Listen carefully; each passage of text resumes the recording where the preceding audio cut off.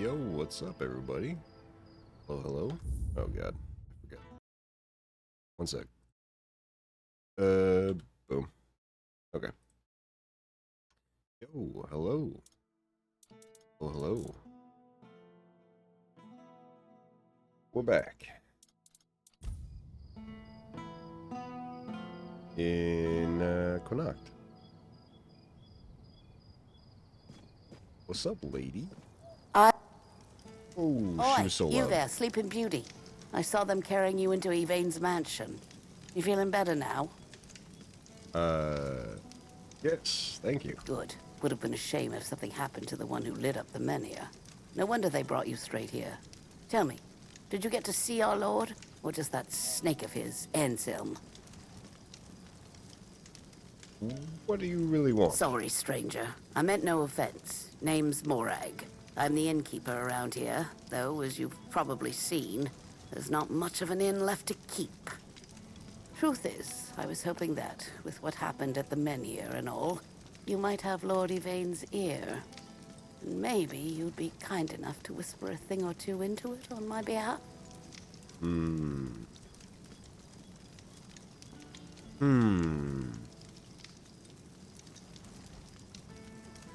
What do you need from Lord Yvain? Camelot shut down my inn. Said it was because of the Red Death, but the Red Priests have been here for ages, and they never had a problem with my place.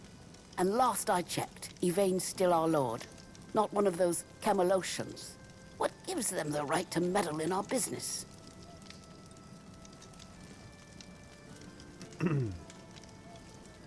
I'll talk with your Lord Yvain for you. Jesus. I'll talk with Lord Yvain for you. I thank you, stranger. All I want is a straight answer. The least he could do is make Camelot pay me some kind of compensation. Damn bastards come in here acting like they own all of Connacht. I'll wait here for you. Okay. Oh. My lord.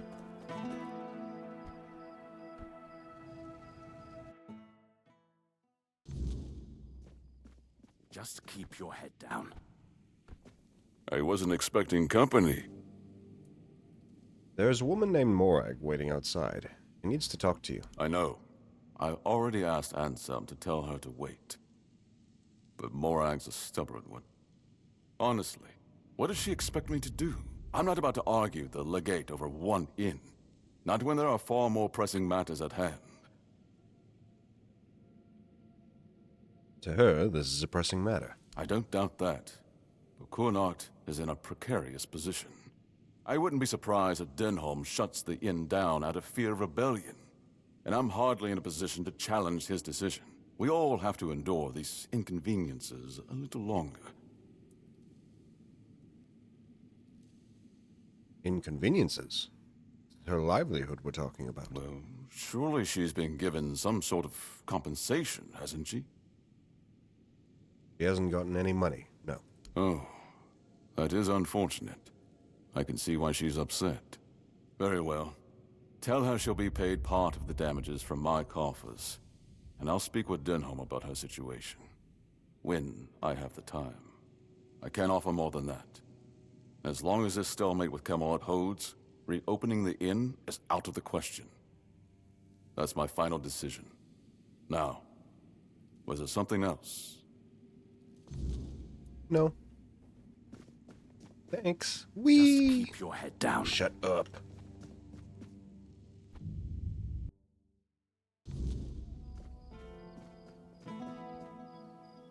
Morag, I've got news for you. You're going to get coin.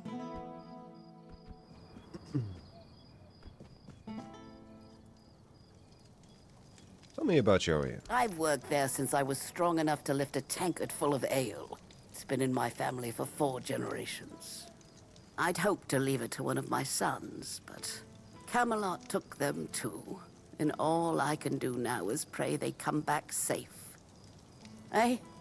Too bad you'll never taste my ale, best in the land, and I don't say that lightly. Perhaps you could just move your business to Camelot. It wouldn't be the same. The secret to good ale isn't just the recipe, it's the ingredients. It needs Connacht water, Connacht soil. Without that, it's just the same slop they sell everywhere else. I talked to Lord Yvain. And? What did he say? He'll cover part of the damages himself and will ask Camelot to pay the rest. But the inn stays closed? Figures. So now, instead of standing around here, I'll be stuck at home, hoping those thugs from Camelot will graciously pay what they owe me. I'd say it's better than nothing, but honestly, it's barely that. Eh? Should have known better than to count on that good-for-nothing lordling. Thank you, stranger. Bro, what do you want him to I'm glad do? at least someone here still cares about the common folk.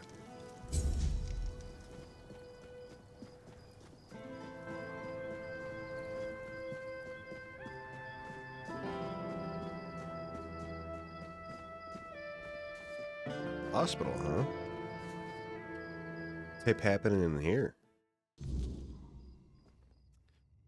Wow, this place looks really nice. I love what you've done with the place. This wallpaper is... Wow. Corvin. Corvin Danovis? I don't know you. Okay. Good talk, Wilbur. Show the horse! Clink, clink, clink! Move out! 1 foot in front of the other! Calm down, you are safe. Crunch, crunch! The wolf eats the spoils, eats the cows, eats the heads, tears to shreds! Ate the thigh. Hear the cry! Doesn't matter. Get some rest. Crunch, crunch! Oh, the wolf eats the... Okay. There. You're going to feel better soon. I'm just trying to help you. That guy is You'll not get going to feel better soon, man. You'll see. Just try to calm down. His name is Patient. Calm down. Don't be scared. Do you need something? Are you in pain? I'll do all I can to help, but I need to warn you that our supplies are quite limited.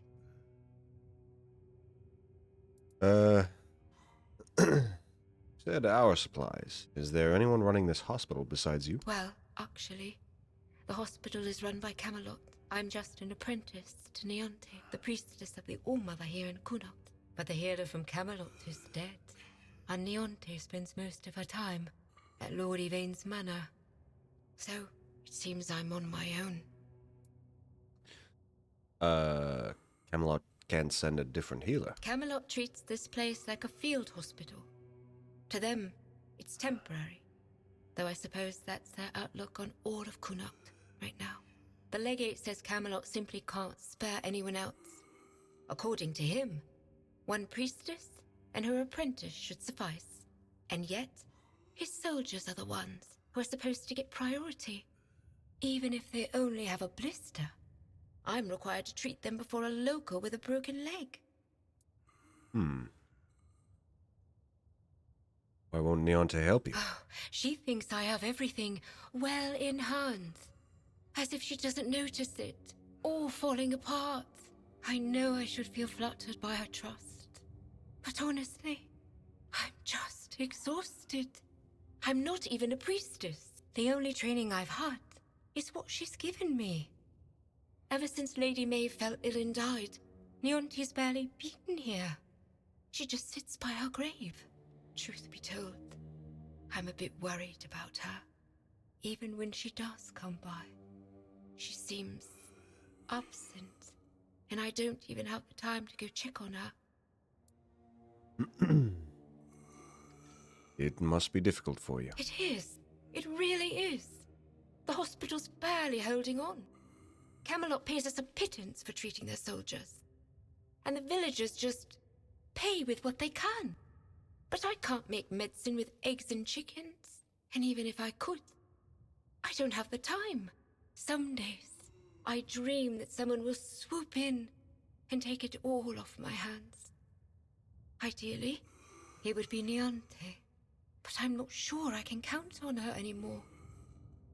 Still, maybe it's worth a try.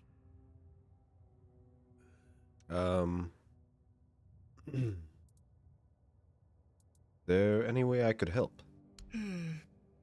is a patient who won't let me treat him. His name's Wilbur. Oh yeah, I talked to and he's Wilbur. a difficult case. He doesn't know me. Most of what ails him is just old age. Some days he's clear-headed, but those are becoming fewer and farther between. Lately, he won't let me touch him. He yells at me, claiming I'm keeping him here by force, away from his family. He's even stopped eating and refuses to take his medicine. Honestly, I'm at my wit's end. I don't know how to help him anymore without scaring him even more. Why is he so afraid of you? All of Connacht knows that I was marked by the weirdness. It's not as bad as people make it out to be, but some are superstitious. They believe I bring bad luck. When Tainted took me in, there were a lot of whispers, though it got better once I started working in the hospital. Weirdness or not, at least they have a healer. But I'm afraid that, in Wilbur's head, I've become some monstrous figure, keeping him prisoner.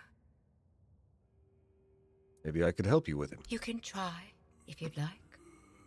Maybe he'll trust you more than he trusts me. Just, please, be gentle with him. He's been through enough already. What happened to that soldier? The one mumbling nonsense? No one knows. He barely speaks. And when he does, it's all nonsense. The poor man's lost his mind. I'm afraid there's no point in talking to him right now.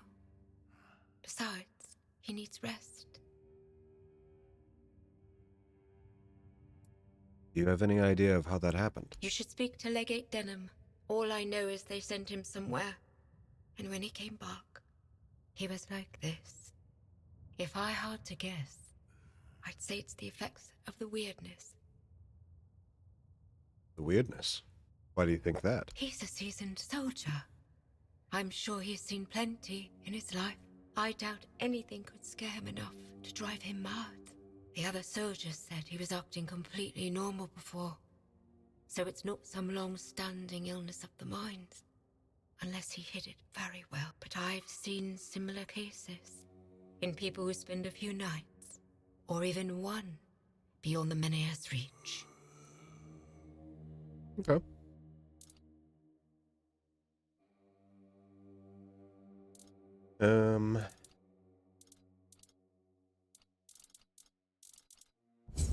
You talk, Spare a man. coin for the hungry. Hello, Ignatius. Have you come to offer aid, or do you stand among the wounded? I look If wounded so, to you. do not let fear grip your heart. Your time will come. Trust the will of the word, and you shall shine. Who are you? I am but an empty vessel, yearning So to be you're a filled weirdo? with the sacred joy of the word. Now I am perfectly blank and naked. Alone I lie in this cold place, silently watching, patiently waiting. But soon, all shall be perfectly splendid. You said you're perfectly blank and naked. What does that mean? I have been marked, a gift given to me so that I may pass it on. Tell me, do you wish to become a hollow shell, an obedient corpse, able to hear the voice of the one who guides us to the final act?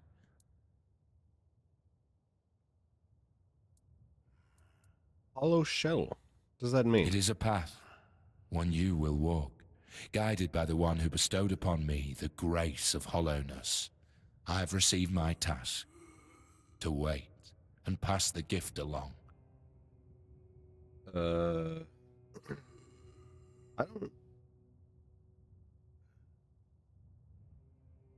don't know if I want this. One second.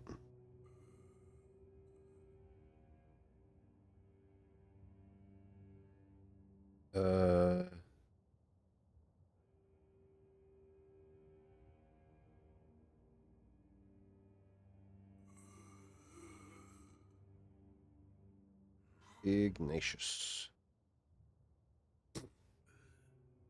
Secret skill tree.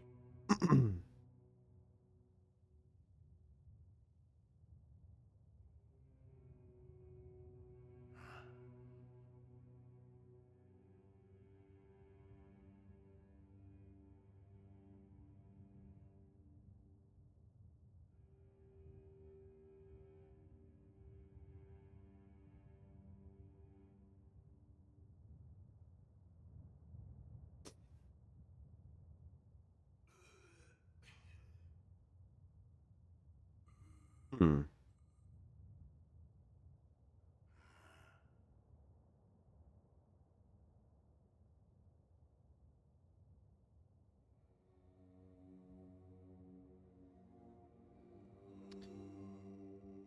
Ooh.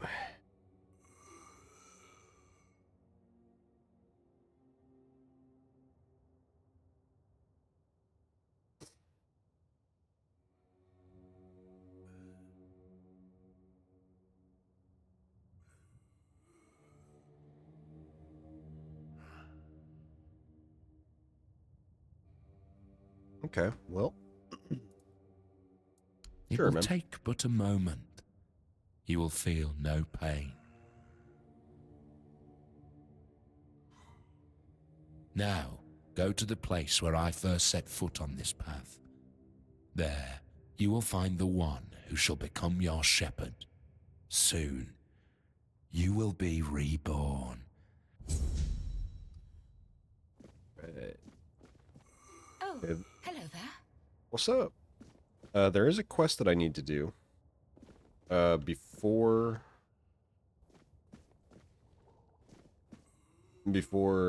doing that quest. I think doing that kills an NPC, which locks me out of a quest. You're helping that jailer with the weird face, are you? Okay, that's not very Might nice. as well throw me in the stocks then. I ain't going down peaceful, that's for sure. I want to go to my family. What are you talking about? What am I talking about?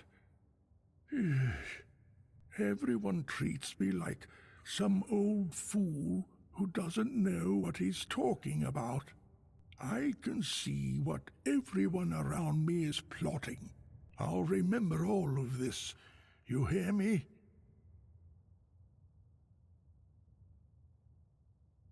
Ayla is running a hospital, not a jail. To me, this is a prison. And the worst kind at that. Even prisoners of war get better treatment. At least they don't have mutants poking at them. That damn weird spawn girl. Is there anything I can do to convince you to get treatment? I'll only speak to my family.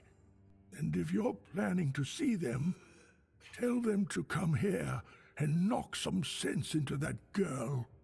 Maybe they will manage to get me out of this place. They should have come a long time ago. Lazy fools, dragging their feet. What about your family? They live in the lower district. I'll go to them. But that cursed wench won't let me leave.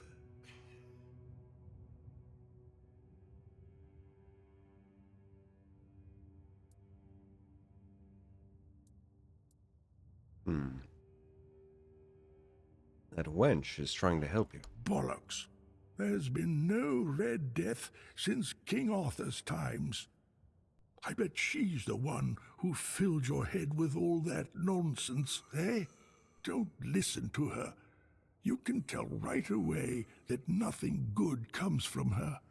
Good folk don't end up twisted like she is. Hey, you're kind of fucked. Huh. Alright. He's kind of an asshole.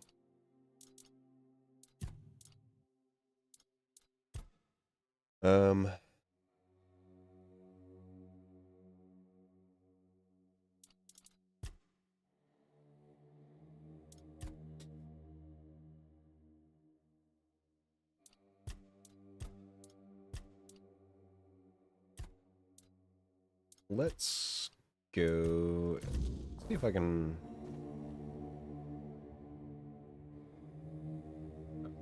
There's still no quest marker.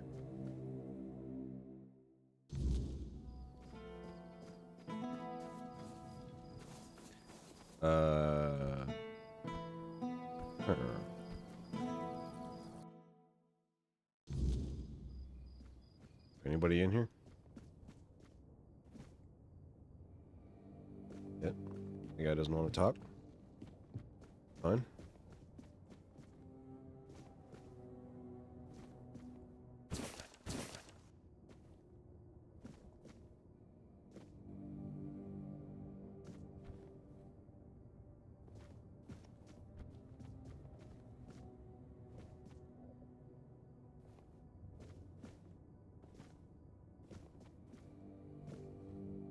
Cabbage, blueberry, okay.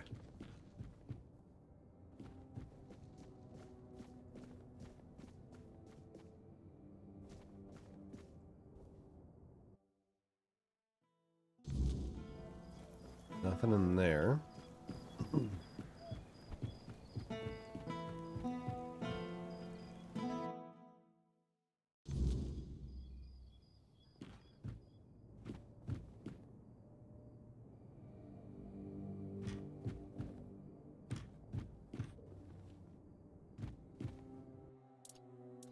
They just really don't care if I steal their stuff, huh?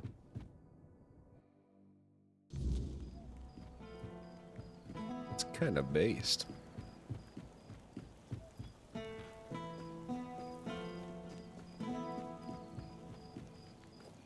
Maybe I should sleep until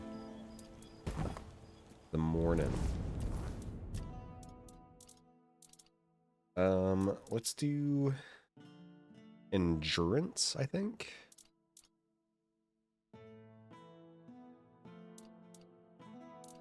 Yeah, we'll do endurance.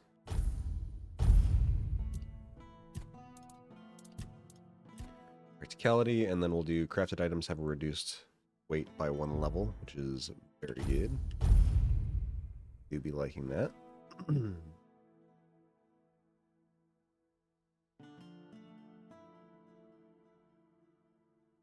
Ooh, fueling campfire with ethereal cobwebs is 50% cheaper. So I would only need 5 cobwebs for that. I might have to take that.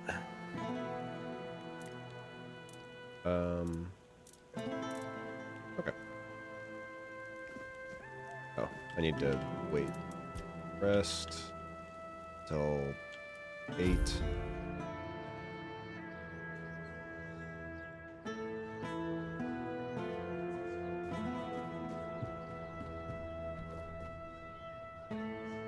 Oh.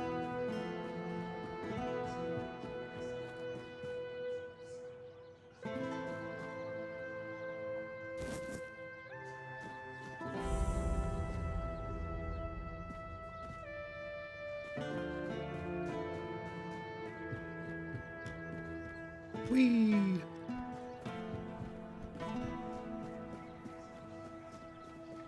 Music reminds me of Diablo. You need something? You don't need to yell. Ah, a visitor. I'm Ebert Talbot, at your service. Pardon the mess, we're packing. The weirdness is drawing near, and I intend to have my family in Borough by week's end. Wait, you must be the stranger everyone's talking about. The one who made the Menhir glow brighter. Just perfect. My wife already refuses to leave, and now your arrival will only fuel her delusions. Why is your wife so determined to stay? Family legacy, ancestral home, take your pick. Her family has held this estate for generations. My wife can't see reason. She believes Lord Yvain will find a solution. Ha! That man can't decide what to eat for breakfast without a committee.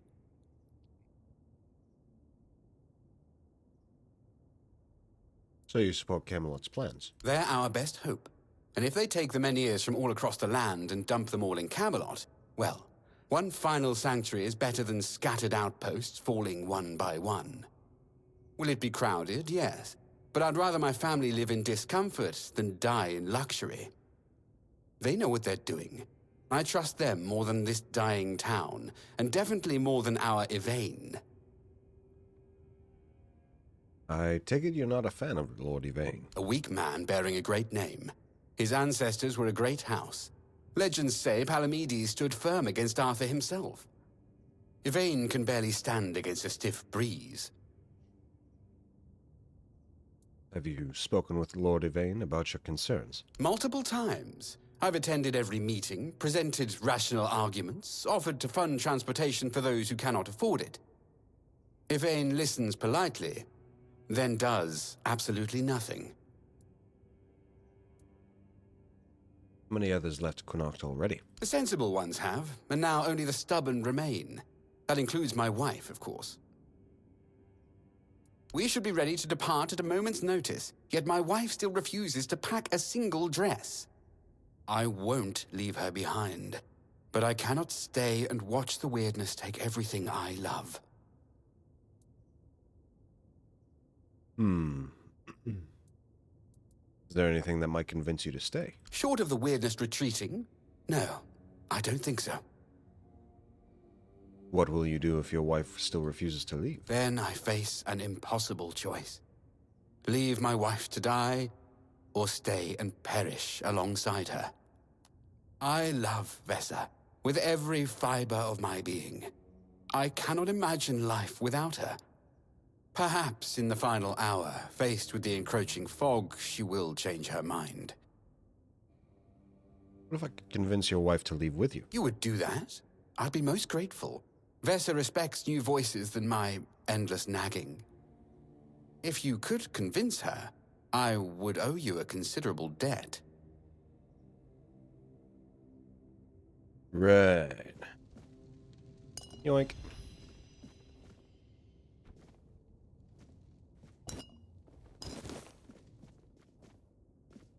I'm just helping this guy back up. Why did You startled me. Why did you have dog meat? Ooh, I accidentally picked up wooden basin. Up.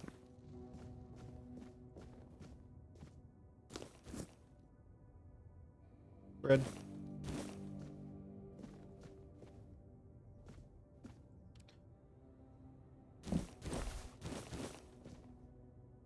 Lockpick.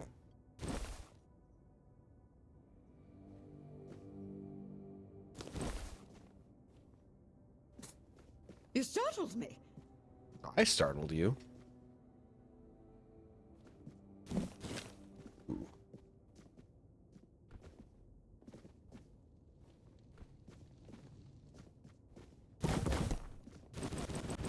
You startled me.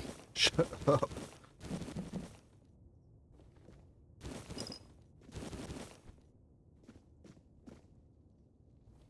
Alright, what's up? Welcome.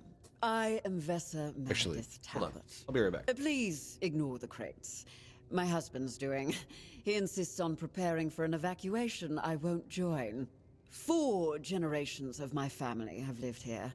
The wordness may take it from me, but I will not abandon it willingly.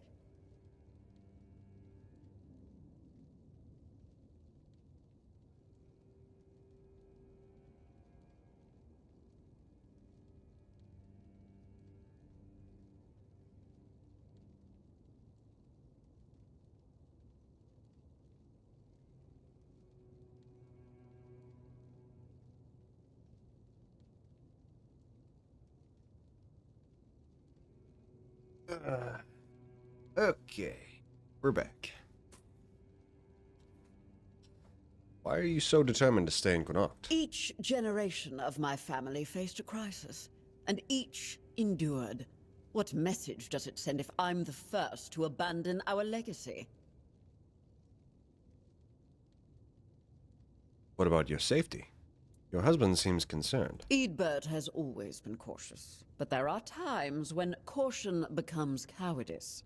The Menhir still stands. Lord Yvain still searches for solutions. And I've heard that the Menhir responded to you. If such miracles are possible, When do we get back why to the smut surrender reading? before the battle is truly lost? I do have a couple smut papers in my stash, so I could read one. Do you truly believe Connacht can be saved? I believe nothing is certain until it occurs. Hope remains while the Mynheer stands.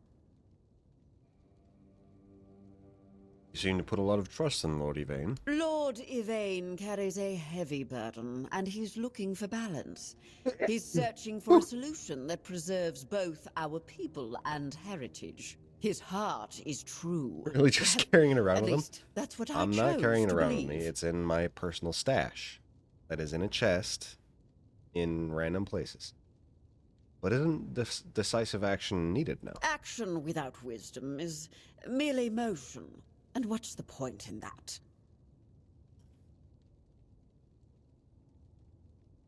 Husband seems genuinely afraid for your safety. I know. That's what makes this difficult. He trusts what he can see and touch. Gold, contracts. He struggles to believe in possibilities beyond immediate danger. I love him for his caution, but some crises demand we stand firm. Could you compromise for his sake? Compromise how? Leave my ancestral home to be consumed?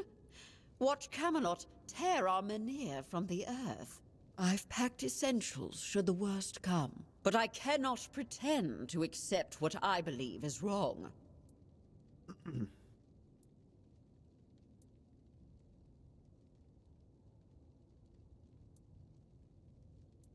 You're right. He is terrified. Is your home worth watching him suffer? Fear can be overcome. My husband is stronger than he knows. Our ancestors faced plague, war, and famine without abandoning this land. We must be equally resilient. Eadbert will understand once we weather this storm together. But the Mynheer reacted to you. And you're an outsider. You must have seen the wordness yourself. Tell me, truly, what would you recommend? Should we stay and fight for our heritage, or flee like Eadbert wants to? Holy shit.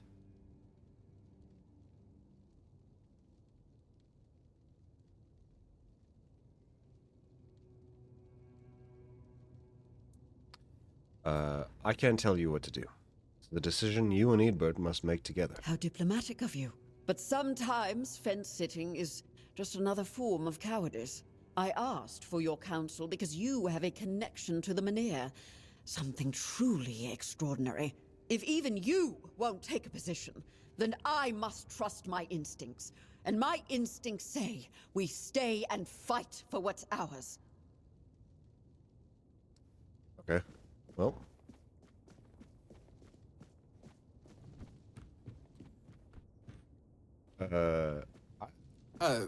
You need something? Oh. The dialogue options are really difficult. Because, like, it requires you to just pour points into... I think I've been able to do, like, maybe 1 or 2 dialogue options. But, like, the requirements are so high. This.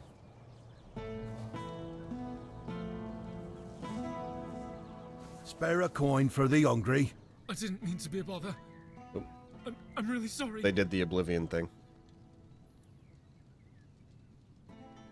Here's some gold coins.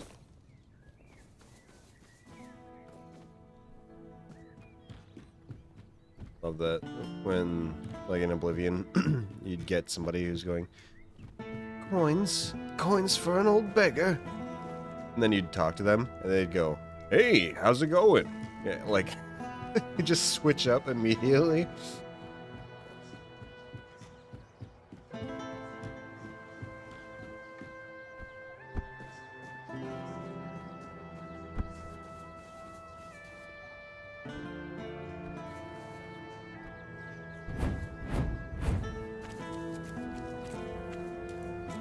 Menhir Vault.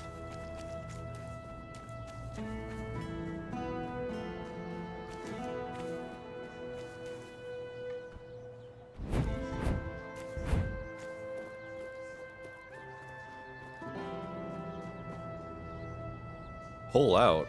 Never, dude. Never.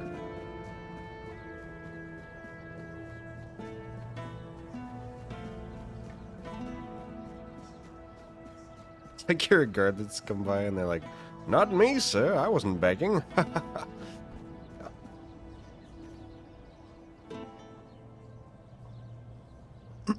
This is my shield, but there's no part of my soul inside. We need to look somewhere else. But I can feel the missing part. Close. Maybe it's the men here. Maybe it needs something from us.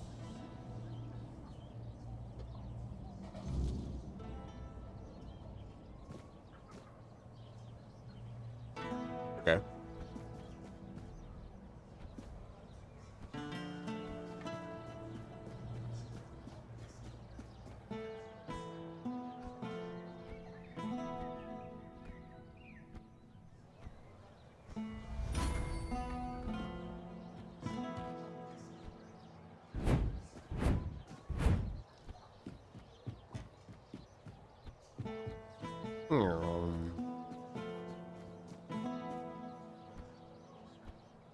You look like you're enjoying yourself. Why is everybody You're so not here loud, to talk bro? about the men here, are you? Oh, please say no. I've had my fill of that topic for a lifetime. Oh, there are far more exciting things to chat about. Like treasure hunting, for instance. You got a look about you.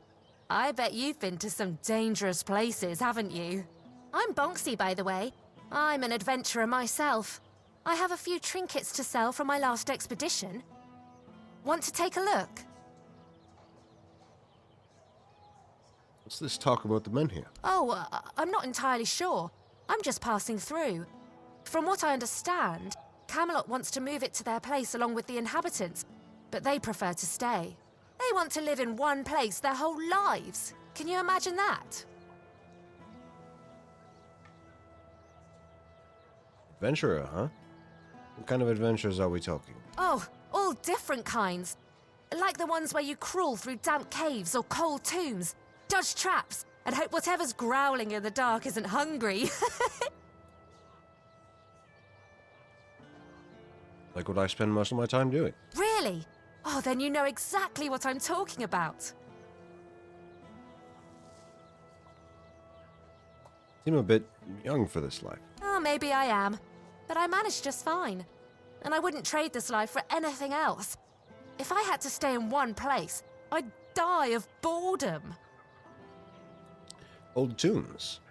So you rob graves. Oh, I just take old, forgotten trinkets. They're no use for the dead anyway. It's not robbery if nobody's around to miss them. Think of it as giving treasures a second chance to shine. What was your latest adventure? A trip to the caves by the bay in the south. The bandits set up a camp there, so I decided to go after their loot. After all, stealing from a thief isn't a crime, right? They were drunk, so I thought I could sneak in and grab the treasure without any trouble. But I guess I underestimated them. They caught on and started chasing me. 4 or 5 of them, I think. I made it to the exit, and then there was a giant ogre on the beach. I barely managed to slip past it, and the bandits backed off. Me taking Gma's necklace and selling it at the pawn shop. Damn, dude. Quite the stroke of luck. You bet. Well, crazy stories like that keep happening to me all the time. I usually barely manage to escape with my life. And I owe all my luck to my magical hairpin. I picked it up from a delightful wandering merchant who goes by the name Malachi. He said the hairpin was blessed by the Lady of the Lake herself. I know Malaki. He's a fraud. Really? But he seems so nice. So that means my hairpin isn't magical. Well, my mum always said that if you believe in something strongly enough, it will surely come true. My hairpin is magical, and I'm sticking to that. Good for you. How's the business going? Slowly but surely. In Connacht, fewer people than I expected are looking for artifacts, potion ingredients or adventuring gear, so I'm counting on travelers. Like you. You must be interested in unique enchanted items, right? Oh, of course you are. I've got something, well, peculiar. But it comes with a fascinating story. It's a piece of armor I found on one of my expeditions. A beautiful knightly breastplate with just one tiny flaw. It screams in pain when it's struck. It's kind of funny, but I'm afraid not many people have the sense of humor to wear it. I'll let it go for a mere 200 coins. Done and done. All right, I'll take it. Wonderful. Here it is. Oh, one more thing. This armor came with a letter. I found both in the ancestral tomb of the Gévaudan family. Oh, I'm a little jealous, to be honest. This sounds like the beginning of an exciting adventure. I chased the trail myself, but first, I need to sell off my find so I can travel light. With a full coin purse, of course. The mouth movements in this game are definitely not correct. It's like they barely move their teeth, but their lips will like wow like that. It's, I don't know. It's not good. Good to see you. They definitely didn't do like mocap or anything. Raise your athletics proficiency by 20. Yeah. +1 skill points permanently. Okay. Wink.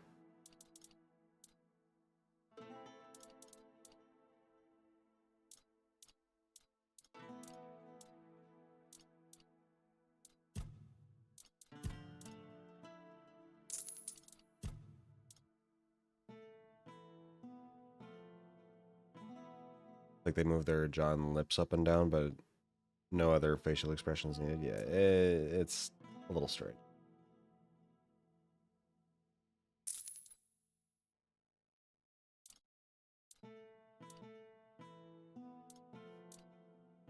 Actually, you know what? I'll take that back.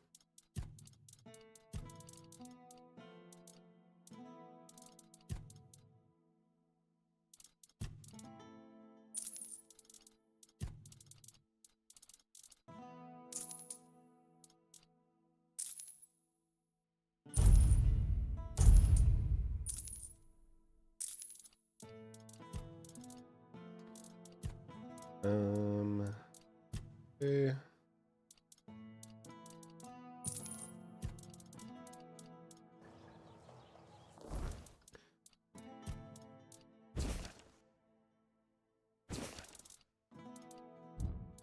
That screaming armor takes 20% of incoming damage instead of you, while screaming in agony.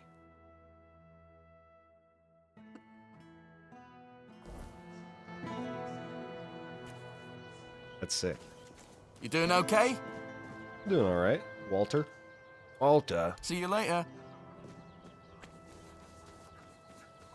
Hey, man. Welcome. I haven't seen you. Why are you so quiet? Why is everybody else so loud? I can tell that you have excellent taste. Bro, one day a friend of mine asked me if her new dress looked good, and I told her, "You have excellent taste." Audio balancing is my passion. And said, "Oh, do you really think so?" And I said, "Absolutely. After all, you came to me for advice." Now, let's get down to business. My name is Osmond. If you're in need of a bow or some arrows, I'm here to explain everything and offer you some advice. You offered advice. Why should I listen to you? No. Good advice is always handy, especially when it comes from someone experienced. And believe me, when it comes to archery, I'm not just an expert. I'm beyond that. In fact, I'd be surprised if you found anyone on Avalon who knows more about it than I do. Really? What makes you the greatest expert on Avalon? Well, find me someone else who's been doing this for over 40 years. Every aspect of it. Back in '84, I was chosen to represent Connacht in the team archery tournament. And I wasn't even a lick over 18 back then. Like the guy doing audio mixing quit halfway through and they had to hire a new guy who lied on his resume. I just... The wind was blowing from the left. So, I took aim like, and wham! Right in the Kingdom Come Deliverance 2 had this shit too, where the audio balancing was just maybe the boy would rather shoot for us. not good. And I don't know why that is. Like, I don't get it. If that good, then why haven't I heard of you before? If you were older, you surely would have heard of me. I could have been the first of Avalon's archers. They almost knighted me. But as it happened, I joined the Watch, got married, and... well, that was that. Hey, if only I'd had the common sense back then that I have now. What can you tell me about Connacht? About Connacht? What do you want to know?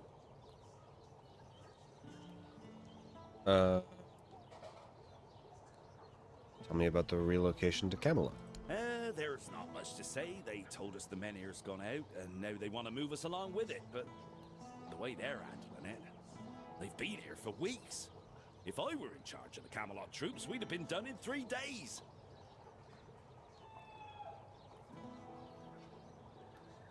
Tell me about Lord Yvain. He's a good man, but that woman of his, oh, mother preserve me. She once set herself on fire along with half the mansion. Yvain nearly lost his life trying to save her. Honestly, I'd have just let her burn. She wants to go up in smoke, be my guest. It's a shame about the mansion, though. Can you tell me about yourself? I was born here, and I've been shooting a bow ever since I was a wee lad. Even as a nipper, I had better aim than boys 5 years older than me. Around 81 or 82, I remember being allowed to practice with the adults, even though I was only 14 or so. One time, our master, we called him Uncle, gathered us in a meadow. He said, lads, we're gonna have a contest. Whoever shoots the farthest gets a honeyed apple and a beer from me. They were shooting and shooting, but I just took one glance, aimed, and whoosh. My arrow flew half again as far as their farthest shot. 300 meters easily.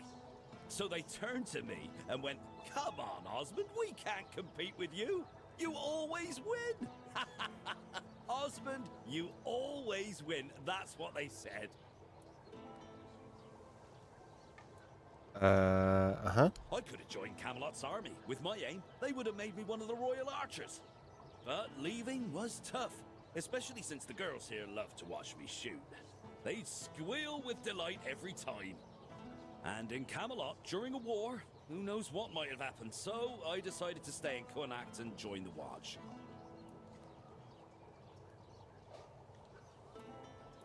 In the Watch, I taught others to shoot. Some of them loved those lessons so much they kept practicing even after sunset. So I'd ask them, what are you doing here? You can't even see the target. And they'd reply, oh, but the lessons with you are just too short, and we're really excited about archery. I kept participating in tournaments. People often bet against me, claiming I couldn't hit a bird in flight or a birch as thin as 2 fingers. I usually came out on top, earning a decent amount of money. But somehow it all just vanished over time. Then I quit the Watch and began trading in top quality bows and arrows. That's all there is to know about me. Oh, and I have an adult daughter, but I'm not sure if she's still around. She left Connacht and we lost touch. You have any interesting gossip? Gossip is for women and innkeepers. You should see Morag for that. She's both. She's a good one. About 3 years ago, I helped her fix her roof because her husband had died, and there was no one else to do it. She still mentions it. Osmond, you fixed that roof better than any roofer could. She tells me that every time she sees me. Huh. Do you know of any work going around here? As it happens, there's something you can do for me. I've written a letter to Lord Yvain, a few suggestions on how, in my view, he ought to handle this whole business with Camelot. Figured he could use a bit of advice from someone with strategic sense, a head for negotiation, and a touch of military experience. Would you take it to him? You've got younger legs, and I'd rather not leave my stall unattended. I'll give you a few coins for your trouble. All right. Brilliant. Here you go. Just don't lose it. I've only got the one copy, and I've no mind to write it all out again.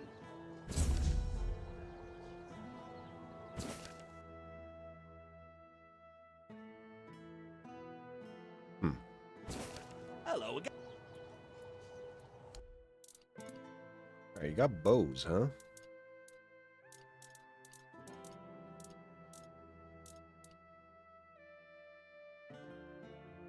Frostbloom bow.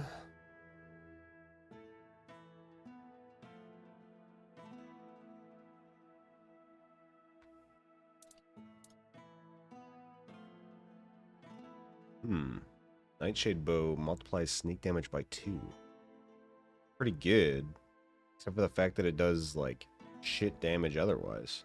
It, like, my bow does almost twice its damage anyways.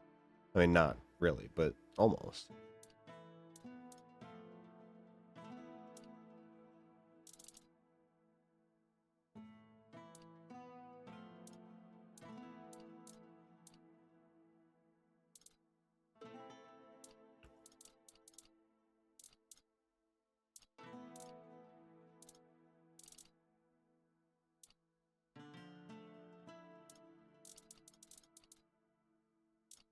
Titanium arrows. Okay. Leave it already, and we were...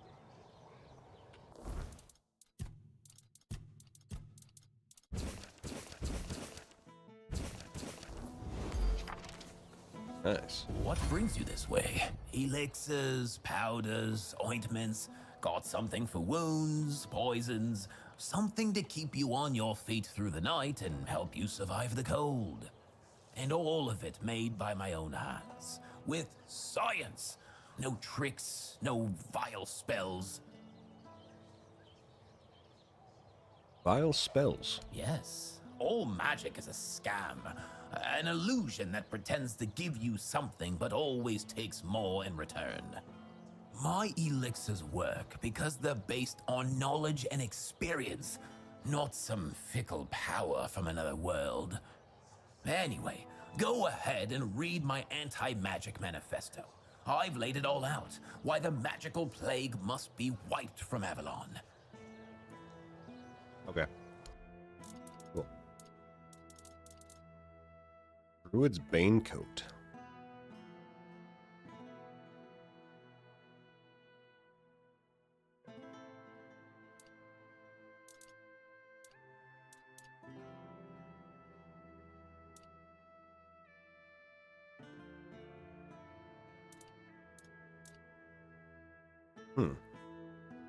It fully inhibits your mana regeneration. It's interesting because you have to have 11 spirituality in order to like get the benefits. So if you're going into spirituality, you probably are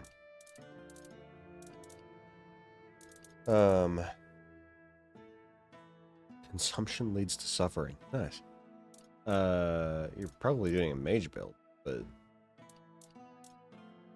oh. Okay. Always a pleasure. Hello there. Looking for solid, affordable gear? You've come to the right place. Ah, but where are my manners? I'm Alwyn, and you, my dear stranger, look like you're in dire need of a resupply.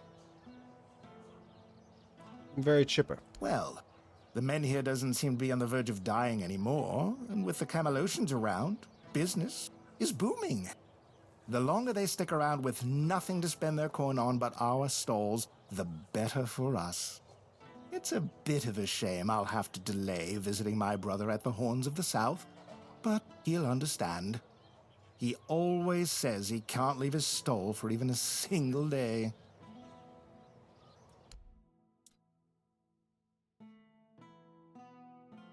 Sheds light on the events. Sheds new light on the event, literally.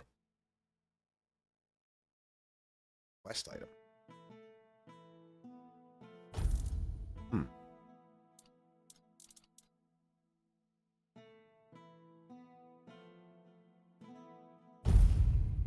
Okay, well, I bought all of them, so. I wasn't expecting company. There goes all my money. Oh, hey, here's my stash. Nice.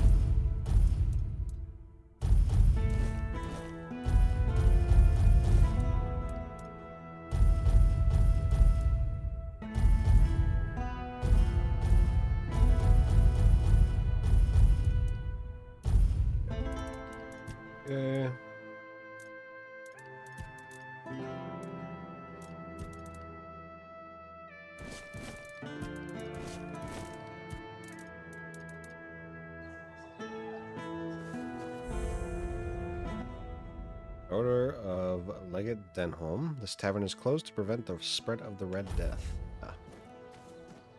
Hey.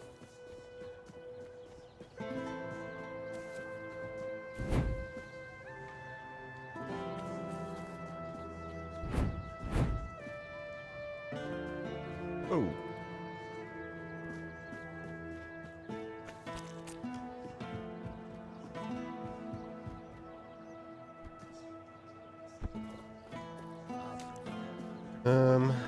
Alright.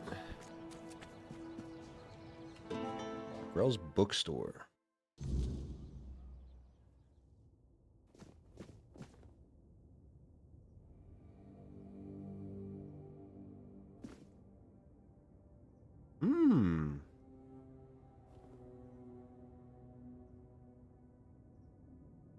Oh.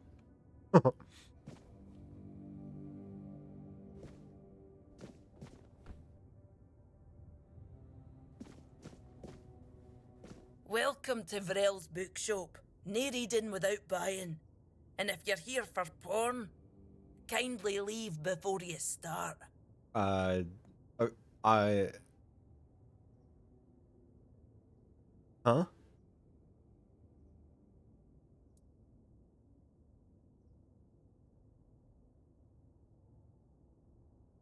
So you're Del Riata. Aye. No only can I read, I can even make recommendations. Imagine that. So, if you have a joke to tell, don't bother. I'm pretty sure I've heard them all.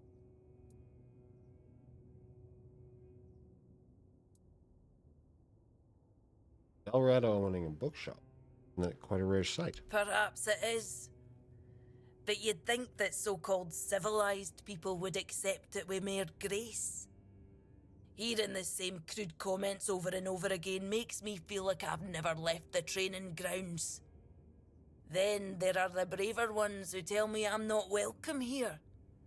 Hell, it's just like talking to my sister. They all have more in common than they think, although mostly it's just prejudice.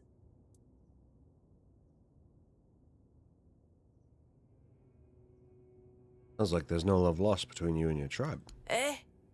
They're no all bad. I know it might sound like I was some poor, misunderstood girl with unusual interests, but that wasn't the case. I was a rightful member of the tribe, and believe me, I didn't get my name for nothing. My father made sure of it. I just wasn't my sister. Funnily enough, she was the one who saw it as a problem. Vran believed that my lack of ambition to be the top Volker warrior somehow made her look bad. Every time I went to the temple to read in peace, she was on my ass about it. Until one day, she yelled at me to either step up or get the hell out of her tribe. You can guess the rest. Medron. Oh, great. How's she doing? Still on her path to becoming the pinnacle of tribal perfection? Joined One Eye. Of course she did. It doesn't surprise me that she decided to join a fanatic. Though it is amusing that she chose one capable of using compound sentences. She never believed in the power of words. But perhaps that's exactly why she ended up following a man who fed her beautiful lies. That mean you're nameless now? I am no sure. When they decide to kick you out and take your name, they make a whole ceremony of it. But I left pretty much the moment my sister stopped yelling. You don't have to be there for it though.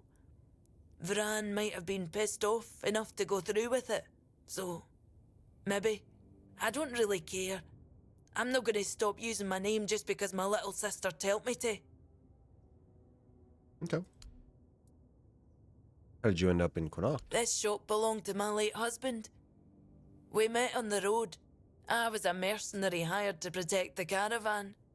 He was a fine older gentleman, fascinated with a Del Rita lass who shared his love for books. It was a lethal combination for my poor hurt. We didn't get near enough years together, but we were happy. We didn't have much family left, and they couldn't care less about this place, so he left it all to me. Why stay here? Well, I can't just take the shop and hitch it to a cart, can I? Although I suppose that might be more or less what I need to do. I didn't hate living here, you know. It was fine when my husband was still alive. I even thought people were starting to warm up to me. And then he died, and the respect died with him. And then Camelot arrived. Everything just went downhill for there.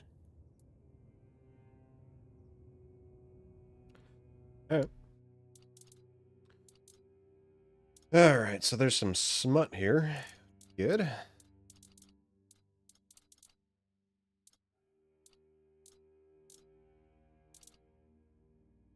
We'll get one of these.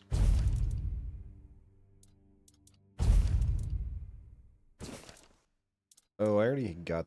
Ooh, there's a second volume of the Lustful Marquis. Oh, dang.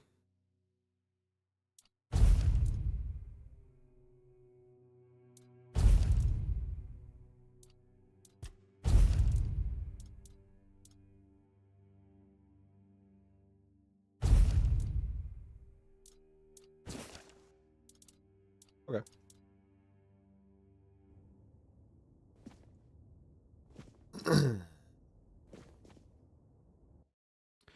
Well, I've got a book to read. You doing okay? Doing great. Stop yelling in my ear.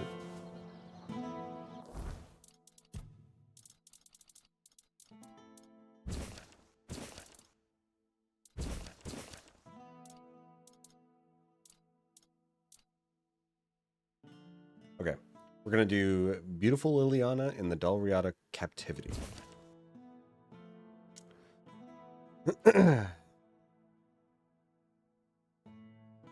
As the tall, muscular giant turned around, Liliana's breath caught in her throat. She gazed at him in awe, taking in every inch of his magnificent form. Her eyes were immediately drawn to his weapon, a club unlike any she had ever seen before.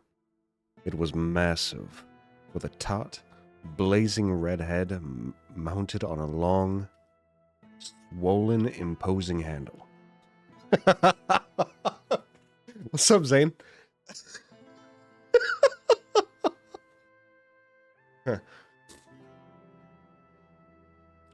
Liliana couldn't help but feel a rush of excitement at the sight of it, even though fear still gripped her. It was quickly replaced by a growing sense of desire. As the giant approached, his shadow falling over the woman huddled against the cave wall, Liliana's heart raced with anticipation. She watched as he extended his powerful, tattooed arm towards the plump, red-haired girl with ample, soft peaks, reminding her of delicate pillows filled with sheep's wool. The woman whimpered in terror. "Leave her alone," Liliana spoke up, her voice shaking slightly. "Take me instead." The giant bared his teeth in a feral grin, his eyes gleaming with hunger. He grabbed Liliana by her restrained wrists and hurled her onto the bearskin spread out by the fire. Damn, dude. Alright. That's our book for the day. First sentence you heard was, it was massive. Knew this was gonna be freaky. Yeah, dude. There's smut in this game.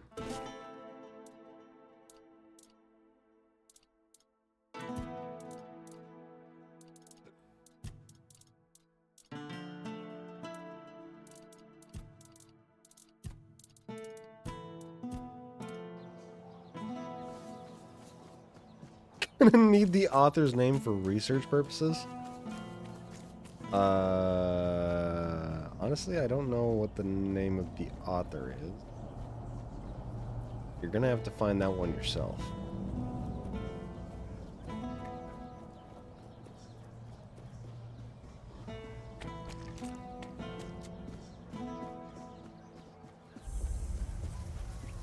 Craftsman's Row.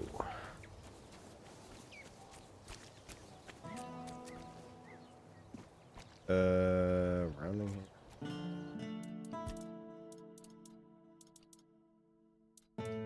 Hmm.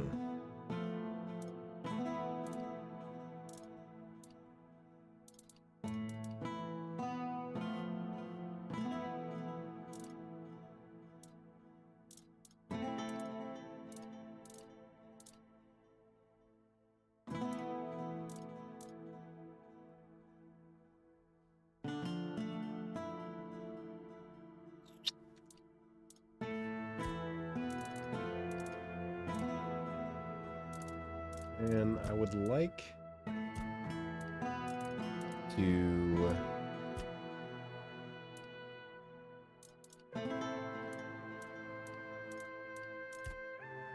make my stuff better, but it's expensive, man.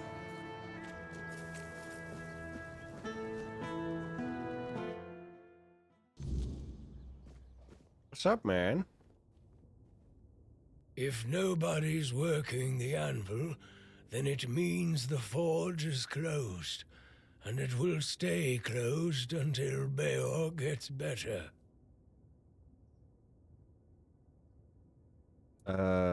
What happened to Beor? A woman happened. Damn, dude. He was chasing after some girl he thought the world of. Almost ended up shuffling right off this mortal coil. One time he went to see her and didn't come back for 2 days. I looked for him all night. It was only in the morning that I found him. He was all the way on the outskirts of Kurnacht. Alive, but barely. Afterwards, he seemed to be getting better. Everything went back to normal. For a while, I could see that he was starting to struggle with swinging the hammer. Until one day, he just passed out completely. Now he just lies there, barely breathing. I have no idea how to help him. Nianti, Maggot, none of them know what's wrong with him either. I told him that it's no use chasing after a girl, that she'll come to him if she wants to. Stupid kid. I feel bad for him. And the girl? What happened to her? What do I care? Whatever happened there could have been her fault, so excuse me for not running to rescue her. I only know that she wasn't from here. Beor's wound wasn't caused by a mere boar, oh no. Hell knows what happened there. You know where he was attacked? He didn't want to tell me what actually happened. But I know that youngsters in love used to visit this one cave with a spring. It was all hogwash, if you ask me. Maybe they went there and were attacked by weird beasts or something. Yeah, I maybe. don't know. To be fair, I don't give a damn now, and I didn't then either. I only cared that Beor was alive. Okay. Good talk.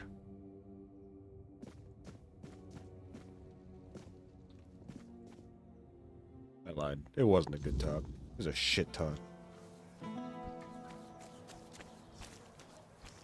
If you're here to chat, you've wasted a trip. Speak up or ship out. I've got things to sort. Well, are you standing there for a reason, or is the scenery here all that captivating? You have any jobs for me? Jobs. Check the notice board outside. There's always something that needs doing, and I don't have time to spell it all out. Can you read? Can you lift more than a feather? Then there's work for you. You don't seem too pleasant. Pleasant is for feasts and fair days, neither of which you'll find here. I'm here to keep us supplied and alive, not to make friends. If you need coddling, you've come to the wrong place. Is there anything else I could do for you, apart from the tasks on the board? I don't know where all that eagerness comes from, but I'm starting to think if I had 10 of you, my job would be a whole lot easier. And as it happens, I might have something for you. though it's a little different from what you've been doing so far. Sounds good already. It seems that over the past few weeks, some of our supplies have been going missing. Just small amounts, and I'm not gonna lie, I didn't even notice at first. But when I checked the books at the end of the month, the numbers told the truth. Someone's been stealing the Legion supplies, and I won't stand for it. What kind of supplies are missing? At first, it was mostly just food, so I figured it must be rats and set up some traps. But not only did the traps turn up empty, the next time I checked, a hammer, a saw, and a couple of knives were missing too. I don't know about you, but I've never heard of a rat that can chew through iron. Do you have any suspects? I thought I did. One of the lads, Percy, volunteered to guard the supplies. Seemed like a decent enough guy, but, well, I guess I was wrong. The next day, Percy was gone, and with him, even more of the supplies. His mates swear he'd never do that. They say that the army was his entire life, but I find it hard to believe. The problem is, the thefts haven't stopped, so I'm guessing he had some accomplices. Where do you keep the supplies? In the storefront nearby. Maybe you'll find something, because I am all out of ideas. Okay. Cool. Talk. Good talk. Where are those bounties?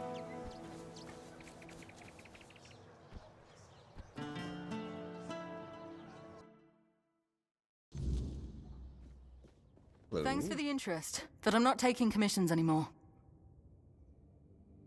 I don't want to order anything, I just want to look at your work. That's really how you want to spend your time. There's no telling how much of it you've got left. Well, it's your life. Go on, have a look at my masterpieces, and pretend they mean something. Man. Who even are you, if you don't mind me asking? My name's Delia. I spent years working in art. Mostly decorating walls and ceilings, though I carved a few statues for Lord Yvain as well. It's only recently I realized what a waste of time it all was. Recently? I used to spend entire days in the studio, carving, painting, cutting off from the world. This whole business with Camelot opened my eyes. The men here was just there. I never thought it could go out forever. I get the feeling you've lost all faith in art. People have lived on Avalon for 600 years. How long have we got left before the weirdness swallows us whole? 5, maybe? How does art stop that? Has it ever protected anyone? Fed anyone? Driven the weird back?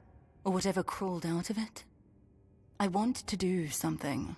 Help somehow. But what am I meant to say? Oh, your house is on fire. Don't panic. Come see me, I'll paint you a nice landscape. Don't you think art can inspire people? Give them hope, the strength to carry on? I was an artist for, what, 15, 16 years? Believe me, most people just want a nice mosaic on the wall so their neighbors get jealous. At best, art lets you forget the world for a moment. But it's just that. A moment. Doesn't change anything.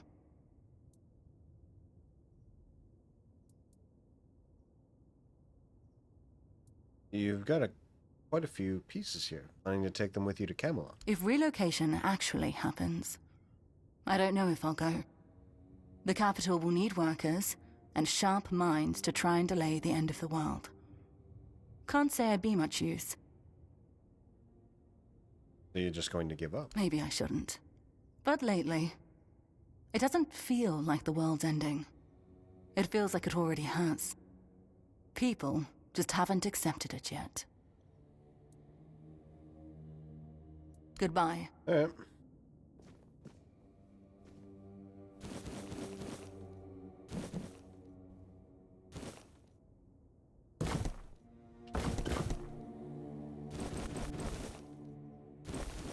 You need something?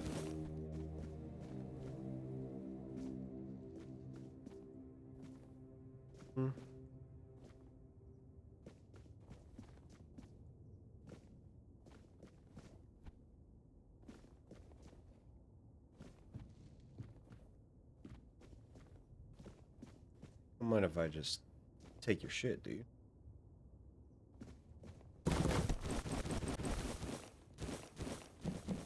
Just passing through? Who do you... why are you talking to me?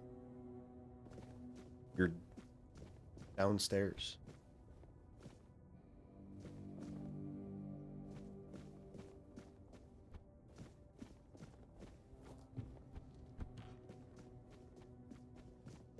Didn't think anyone would stop by. Oh, there's the bounty board. Bear claws.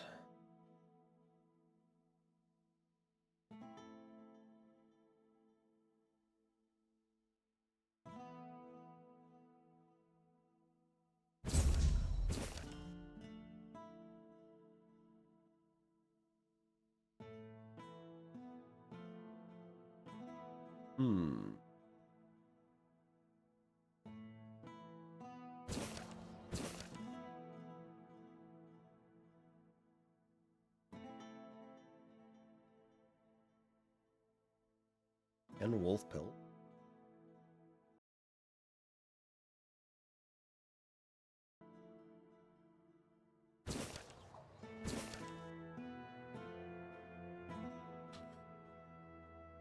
Okay.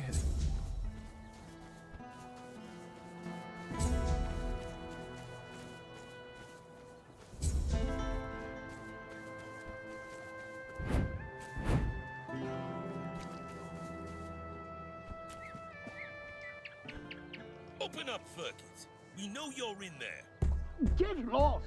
You've taken everything from me. I won't give you anything else. Stop whining and open up. We've got to talk.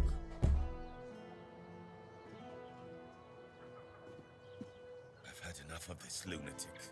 Keep an eye on him in case he gets out. I need a rest. What do you want? I'm just curious about what's going on in here. Then go be curious somewhere else. We have our orders. Open up, Fergus. Not a chance! Perhaps I could try talking to her? What happened? No, you could not, because it isn't your job. But if you really must know, yesterday one of our warehouses caught fire because of one of Ferket's inventions. Denham ordered us to investigate, but how are we supposed to do that if we can't question the suspect? Come on, Ferket! I don't have all day! I don't care! Leave me alone!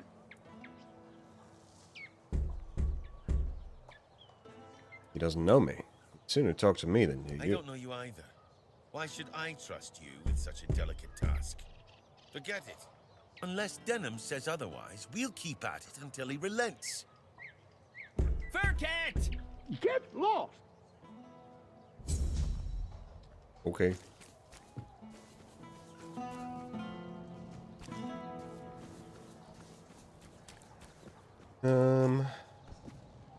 Abandoned burger house.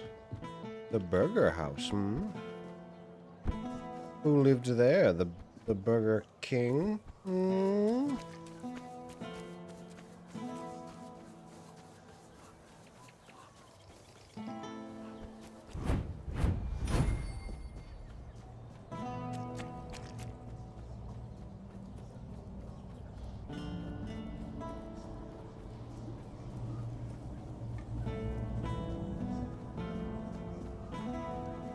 Where's that stat? How many bear claws do I have? Need 10 wolf pelts. Those bear claw. Need 5, I think. Then I need Prokma skin.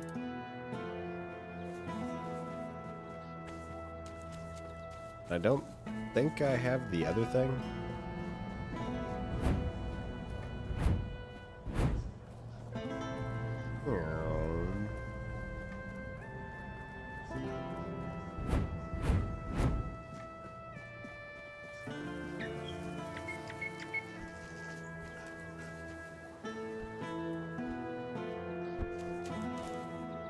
You're here. Oh, I need 3 Croakmaw skins. Okay. Aye, these are bear claws indeed. You've got a knack for this. Or just plain luck. Either way, these will do nicely. Good, now maybe I can actually secure those tents properly. So the job's done? And here I was, ready to send out a search party. You are full of surprises, which is more than I can say for most of the folks around here. Okay. Job's done. Did I get money for that? Or did I just get experience?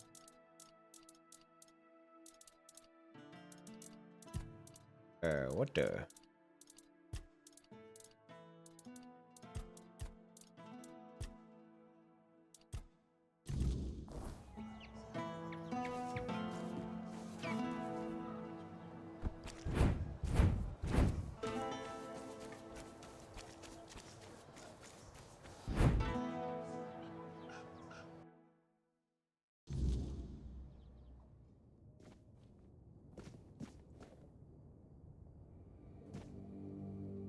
A sharpening stone? Okay, okay.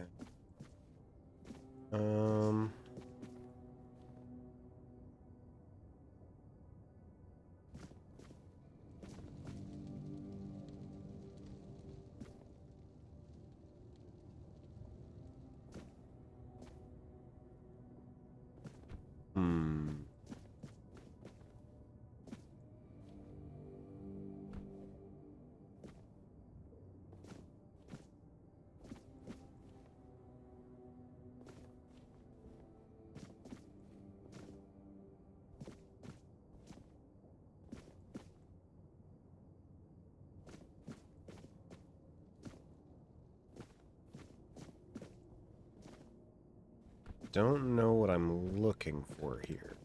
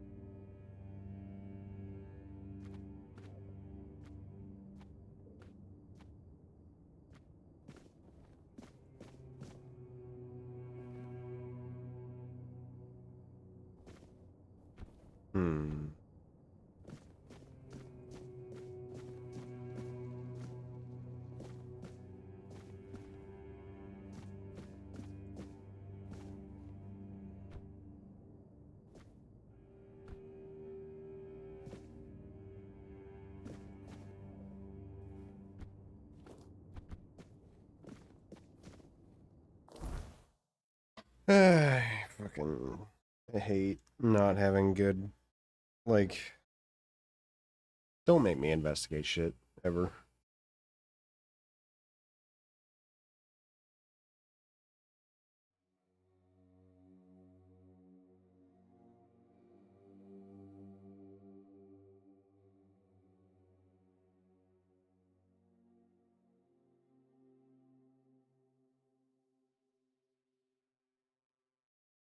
Oh, I need to wait until midnight. Okay. I see. I was thinking that maybe that's what I need to do, but... say that.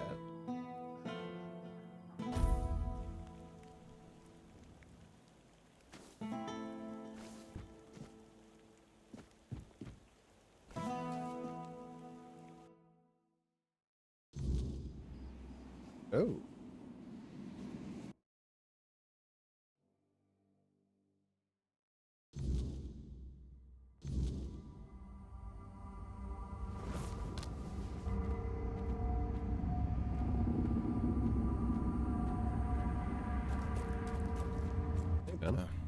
No. No. Who are you? What are you doing here? Oh, gods. Please don't tell me they sent you after me. Percy, you haven't deserted. Is that what they're saying? God, this is a nightmare. I'd never desert. I swear, the lads are my family. I've got nothing else. I can't believe I'm going to die here. With everyone thinking I'm a traitor. And a thief, too.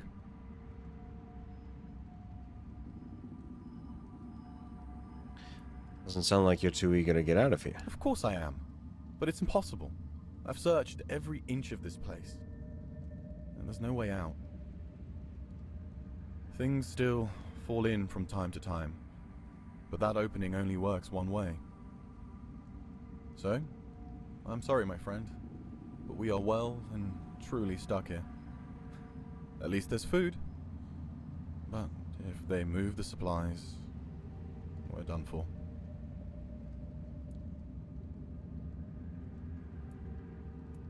If there's a way in, there's a way out. I'll find it. I don't envy you your hope. I know what it's like to lose it. But, go ahead. I remember what it felt like to have something to do. Okay, goodbye.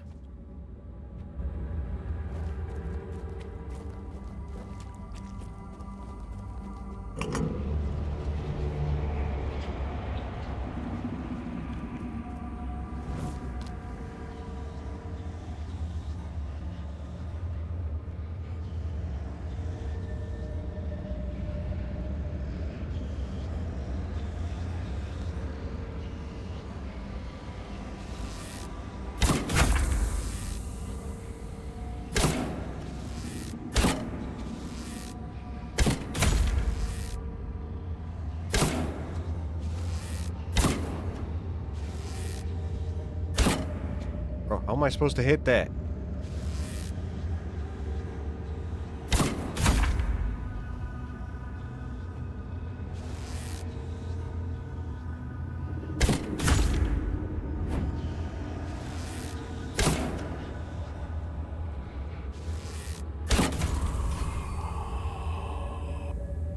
Edge.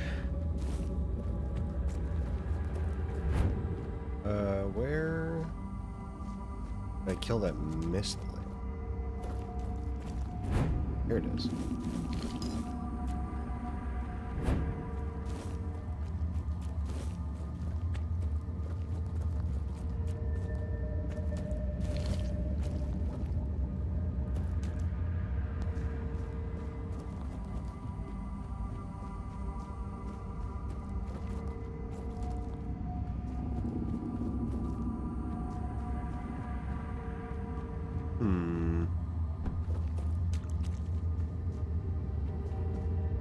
Alright.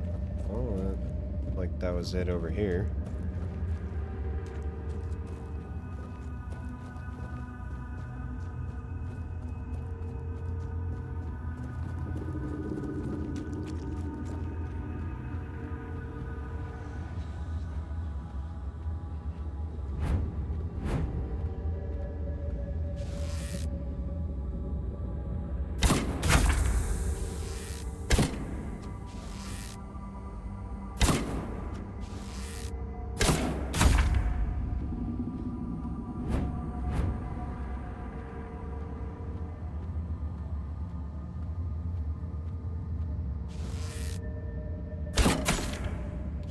A?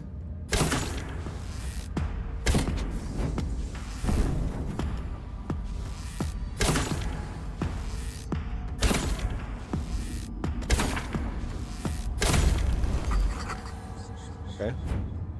Slightly terrifying. Bay's blood.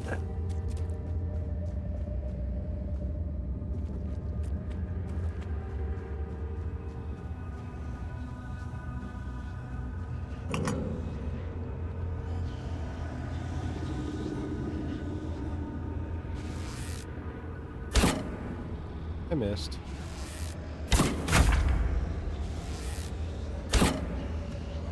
Uh-oh.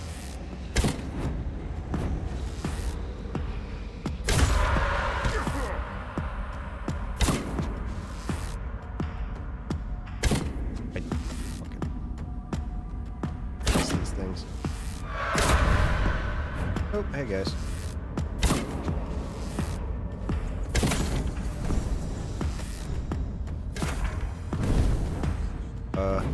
I'm stuck.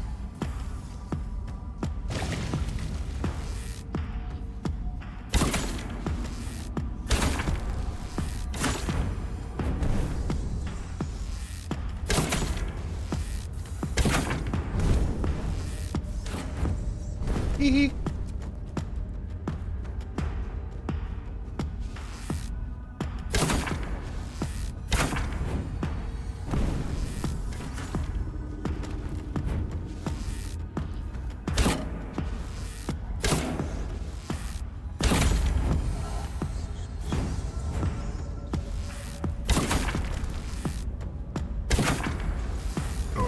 Ow.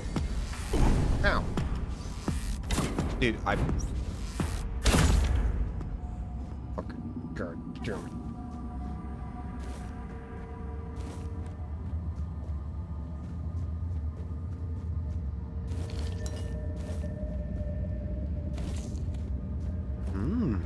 Food.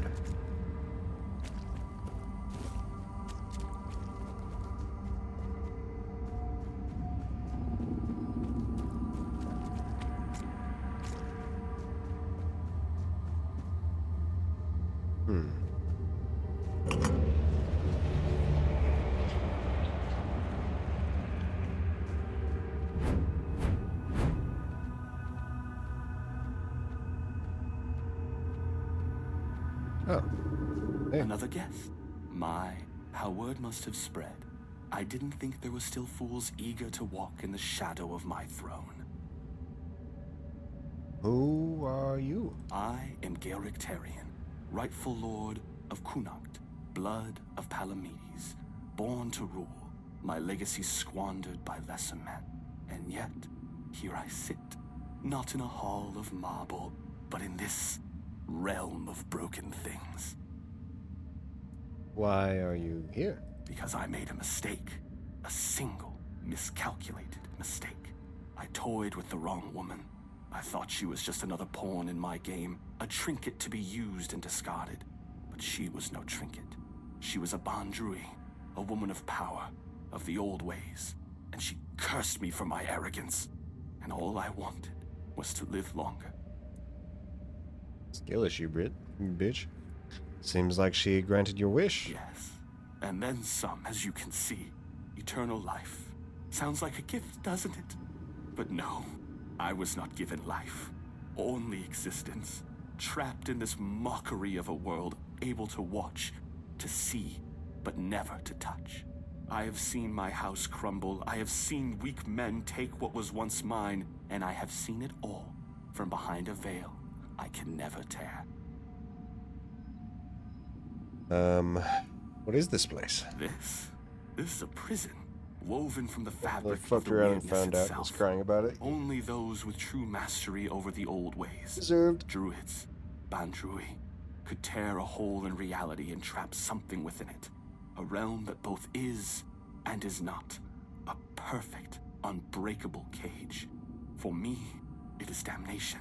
A place where time does not move, where the world unfolds just beyond my reach. A theater where I may watch but never step upon the stage. And worst of it all, it is boring. No conquests, no feasts, no pleasure, no purpose. Just an eternity of watching lesser men fumble through history. Somehow I found my way in here, and so did the Camelosian soldier I was searching for. And the veil between worlds is thinning. The weirdness does not break easily, only when the fabric of reality itself begins to fray. My prison and your world should never touch. And yet, here you stand. It seems the world outside is shifting, twisting in ways it was never meant to. And when that happens, things bleed together. A tear like this should not exist. And yet somehow, you've slipped through. Whether that's for good or ill, I suppose we'll find out soon enough. Lord Yvain is the ruler of Connacht now? Yes, I know. You think this prison blinds me? No, I see the world. I watch my bloodline waste what was once carved in iron and fear. And Yvain, he is the true downfall of House Taryon. A soft-bellied fawn, too weak to hold the reins, too fearful to demand what is his by right. He is not my heir. He is the ghost of a great house, waiting to fade.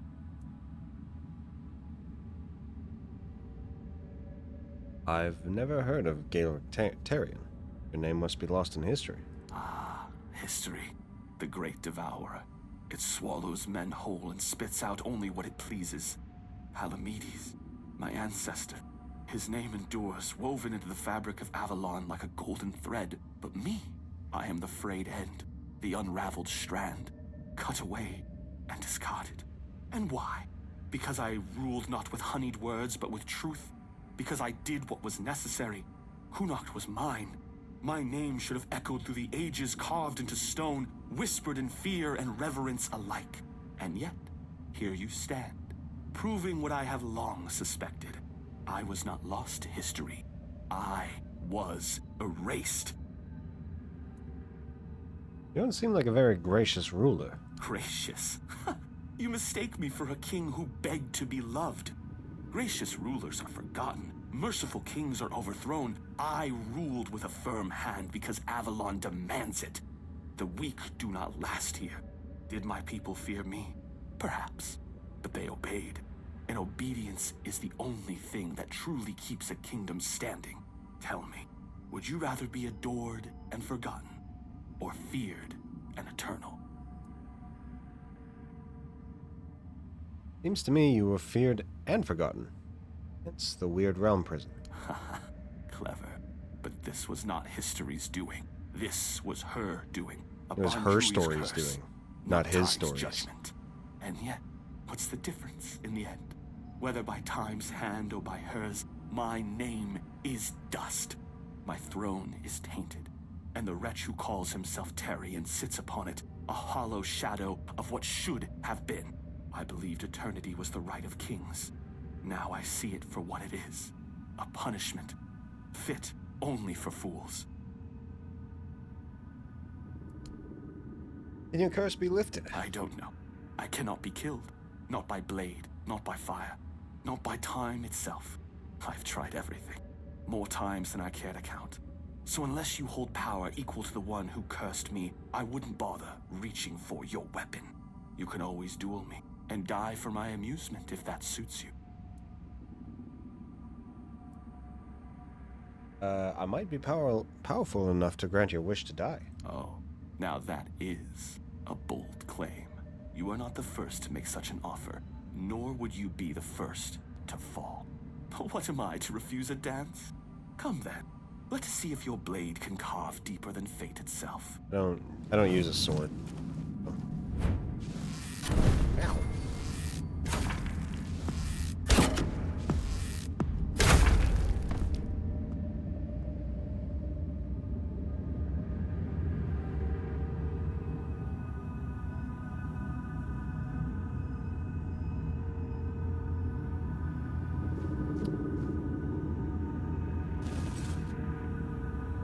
Book.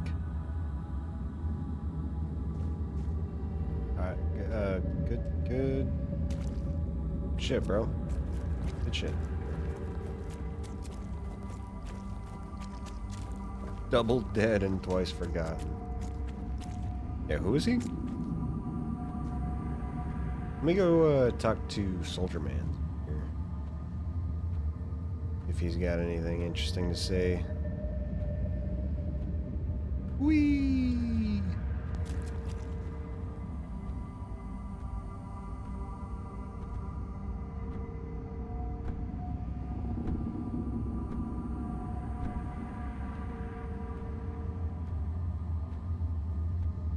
Hey, man. Oh. I'd already forgotten I wasn't here alone. Okay, good talk. Wait, did you forget me, bro? What the heck? Am I the new guy? Also, let me see that sword. Sunfire Short Sword.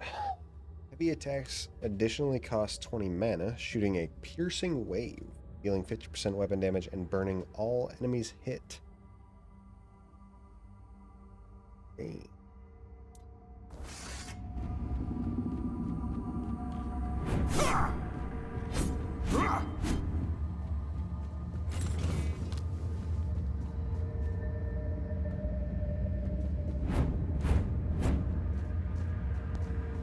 Whee!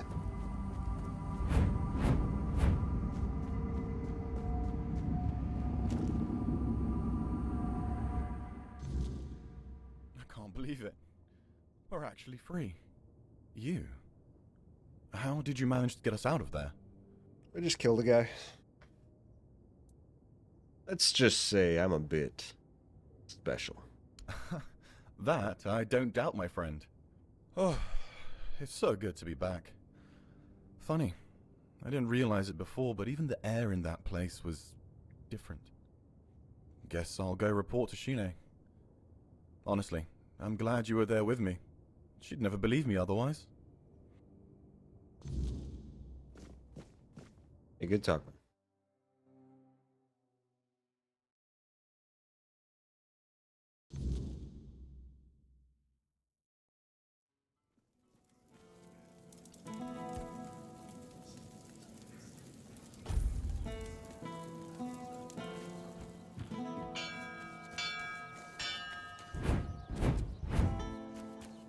You're here.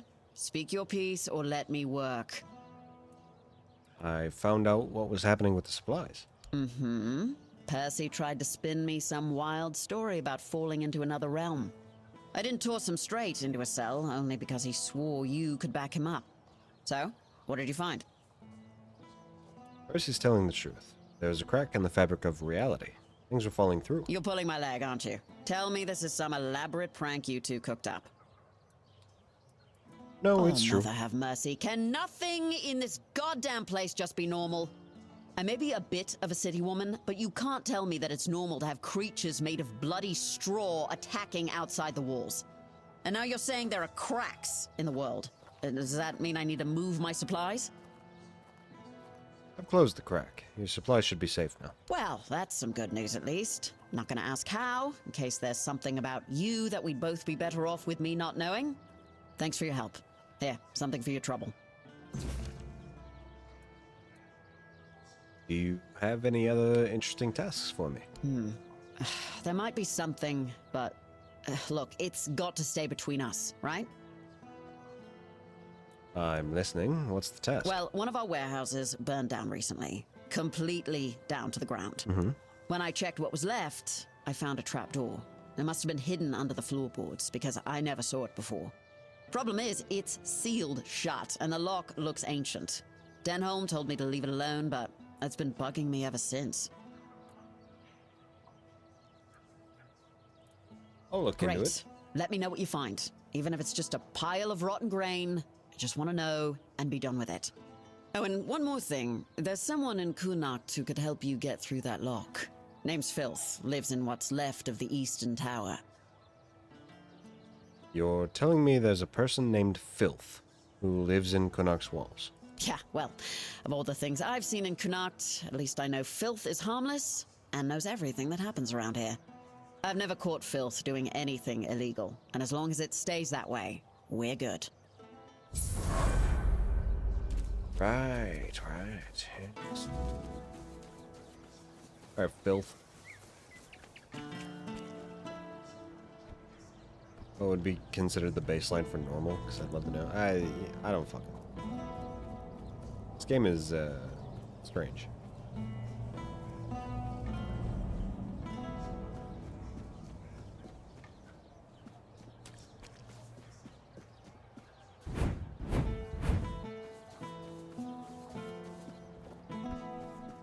Oh, hello. How can I help? I'm looking for Arden Shadowblade. You him? Oh, no. Are you one of those people obsessed with my son? I'm sorry, but we don't accept visitors. Goodbye.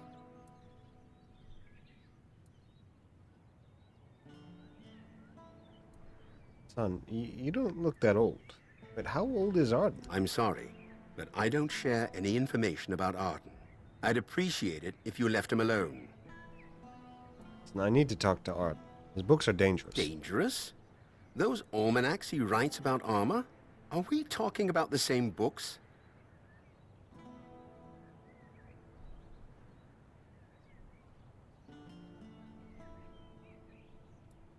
People are using his books to make armor. Dying. Wait, I never thought. I mean, I knew Arden's books were out there, but I always figured they were just collecting dust in some forgotten corner. Who in their right mind would use those to make actual armor? By the gods, he's not an armorer. He's just a boy with his nose in a book.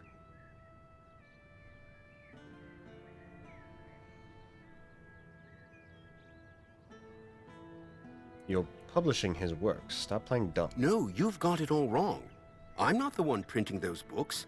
It's the merchants from Timberwall. They came to me asking for more of Arden's writings. Said they'd handle everything.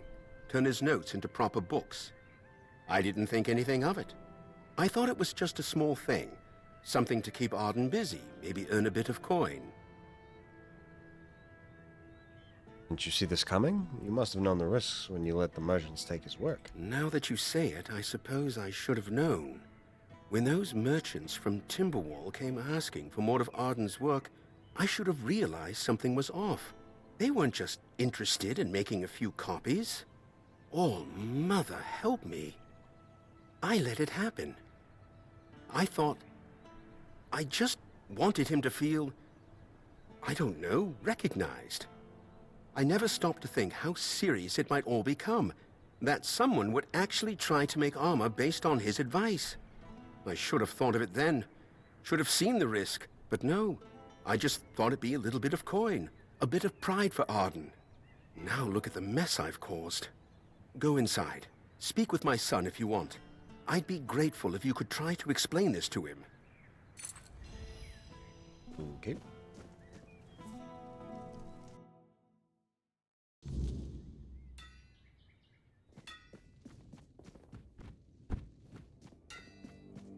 Hey, man. My father let you in? He never lets anyone through. I don't get visitors. Ever. You must be important. What could you possibly want with me? You do realize you're quite the legend, right? That doesn't make any sense to me. I just write about armor smithing. I mean, I know my books are out there, but they're not special. They're just descriptions, really. I don't see why anyone would care that much. You've got a huge following. That's surprising. It's not like I'm telling tales of great heroes or battles. I just write what I see, what I think about the craft. I don't understand why people would admire me for that. I'm not even a real armorer. It's not like I'm some master craftsman people should look up to. I thought I was making it clear how beautiful the process is. Your writing style is quite convincing. It's just how the words come out when I write. I didn't think it mattered all that much, as long as the ideas were clear. What made you so interested in armor? The Knights of the Round Table. I used to read all about their adventures, and I'd always get stuck on the paths when they described armor. What type of steel was it? What kind of joints did it use? How did it move with the body? I needed to know how all the pieces fit together. Knights are impressive, yes, but what really caught my interest was how their armor worked. It's not just about charging into battle like people think. There's a logic to it. A system. I suppose the stories of adventure and heroism are part of it too. But armor. A knight can't fight if his armor doesn't fit exactly right. And there's something satisfying about that kind of precision. You need to stop writing. Your books are dangerous. Dangerous? How could writing about armor smithing be dangerous? I don't understand. I'm not telling anyone to go into battle with the things I make. I'm just documenting the process.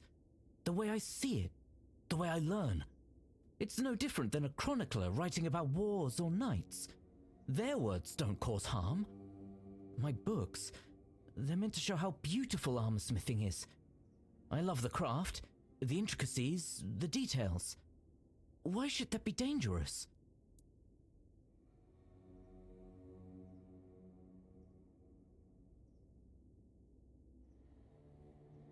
People don't realize you're just experimenting. They see your books as expert knowledge. But that doesn't make sense.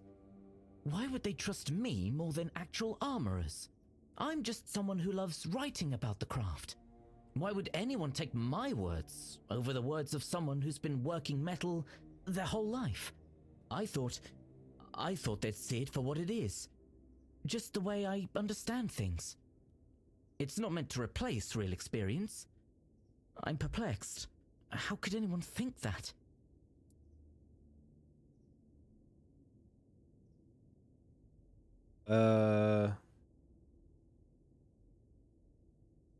People see your name on a printed work, and they assume you're an authority.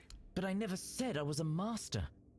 Just because my books are printed doesn't make me an expert. I'm clearly still figuring things out. It doesn't make sense to put so much faith in someone who's still learning. They should know better. I hear what you say, but it doesn't seem fair. I didn't want any of this. I didn't ask for people to treat my books like they're the law. I just wanted to share my ideas. If I stop now, then what was the point of everything I've done? You should consider writing to Osbricht, the blacksmith from the Horns of the South. You could learn a lot from him. Osbricht? Yes, I've heard of him. He's the one who developed the unique folding technique for battle hammers, right? His work is incredible. I've never thought about writing to him, though. I don't usually reach out to people. They tend to misunderstand me. And what if he doesn't reply? Or what if my ideas seem foolish to him? What if I say something wrong? Make sure he gets your letter and responds. We're friends. Wait, you actually know Osbricht? You're friends with him? I didn't think... I mean, he's a legend. I've been studying his techniques for years, but the thought of actually getting to speak with him? I didn't think that was even possible. If you can get my letter to him, I could finally ask him about his folding methods, his process, everything. This is... I don't know what to say. It feels unreal. If Osbricht replies, if he reads my work, maybe I could really learn from him. This could change everything. Here's my letter. That was quick. Good to Osbricht. Take care, Ard. Thank you. If Osbricht responds, I'll let you know what he says. And, if you ever want to talk about armor or anything, I'll be here. I'm always here.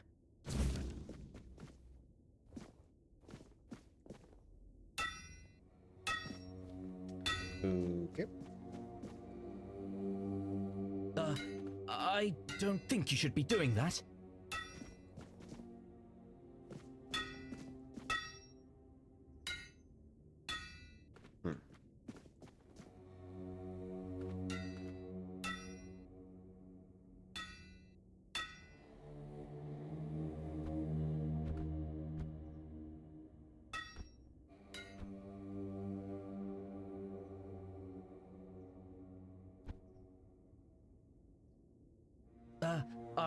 Are you sure that's a good idea? Shut up, Arden. Loser. Nice to see you. Yeah.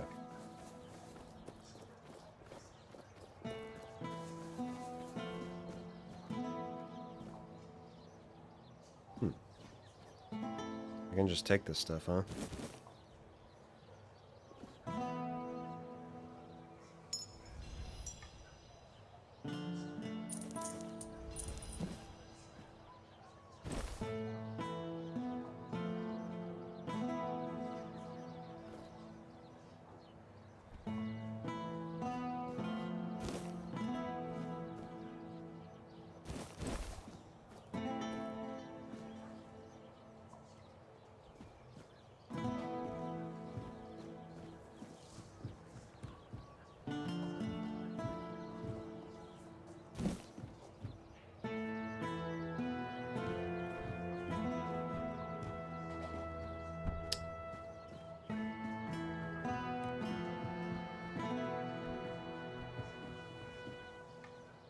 Smugglers now.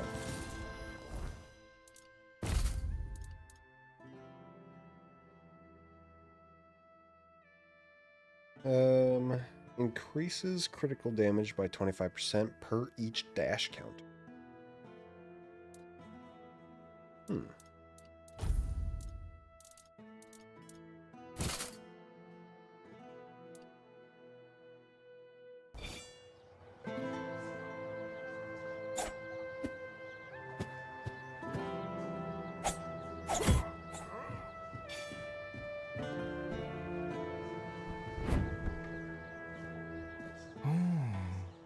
This is unexpected.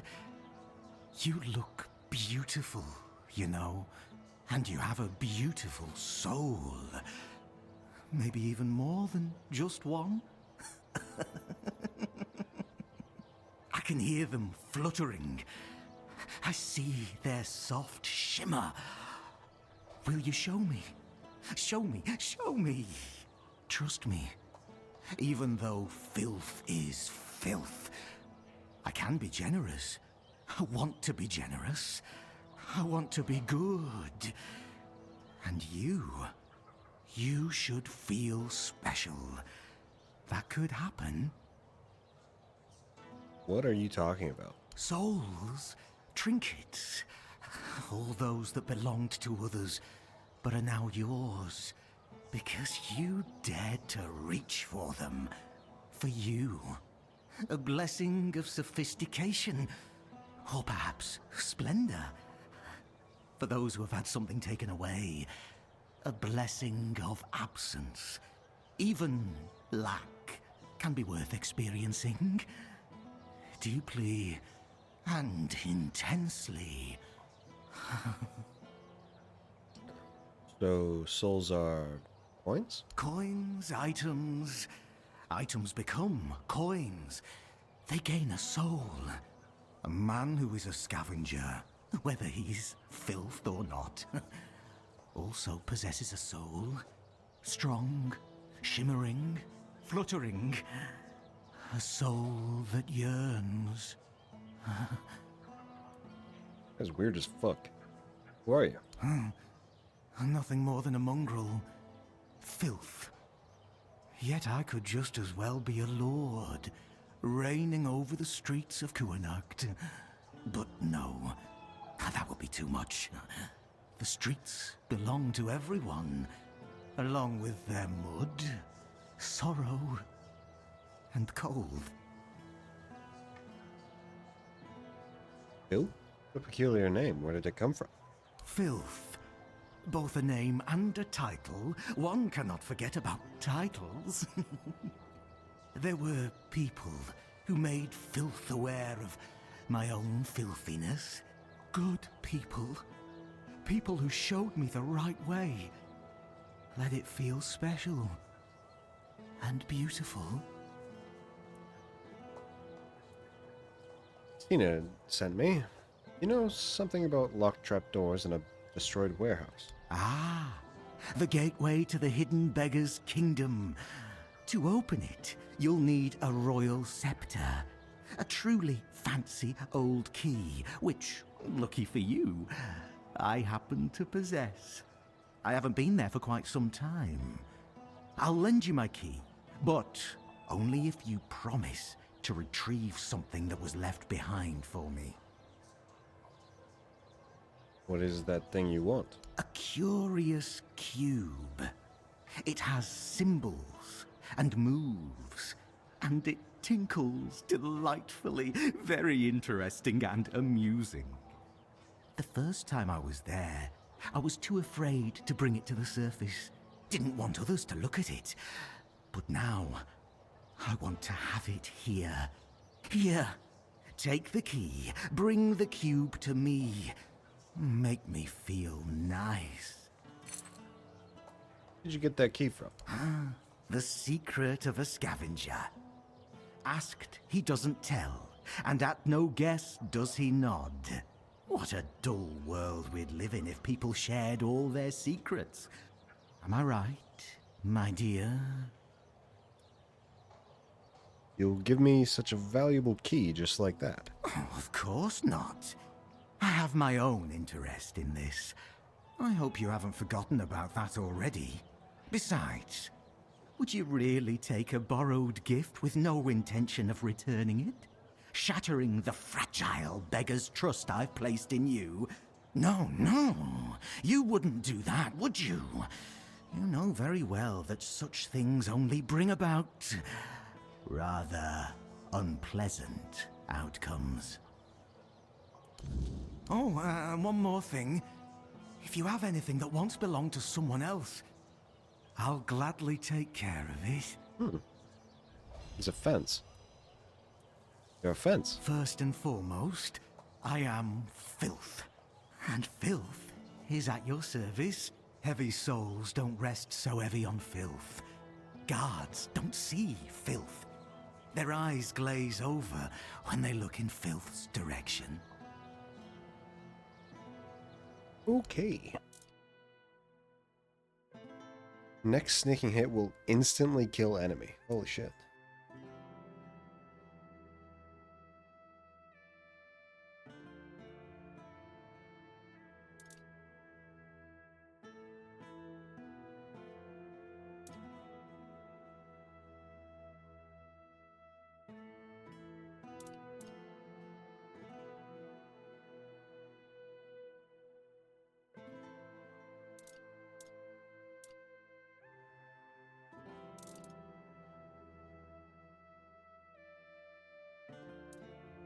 Hmm.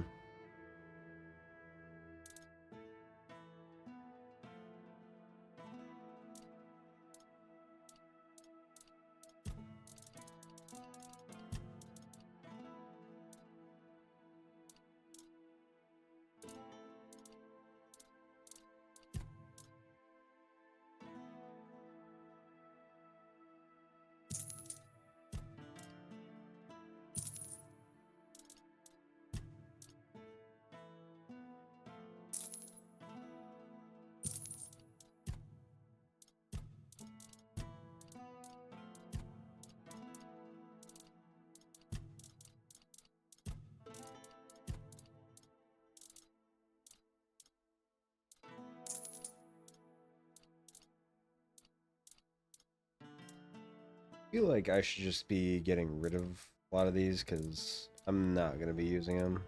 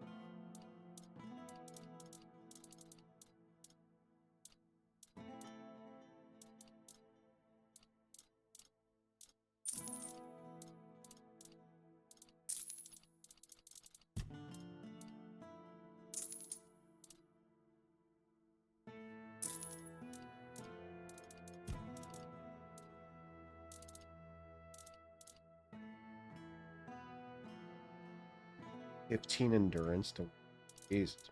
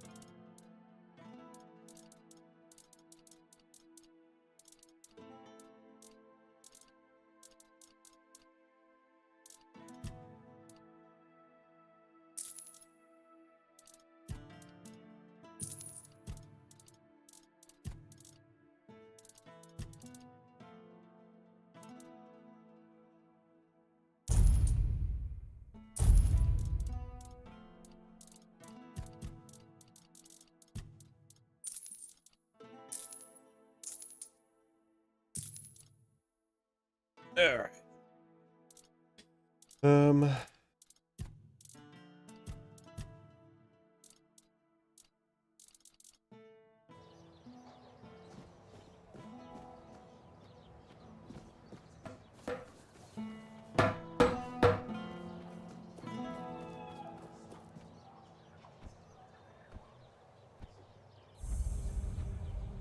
Plague-stricken zone. It doesn't sound good.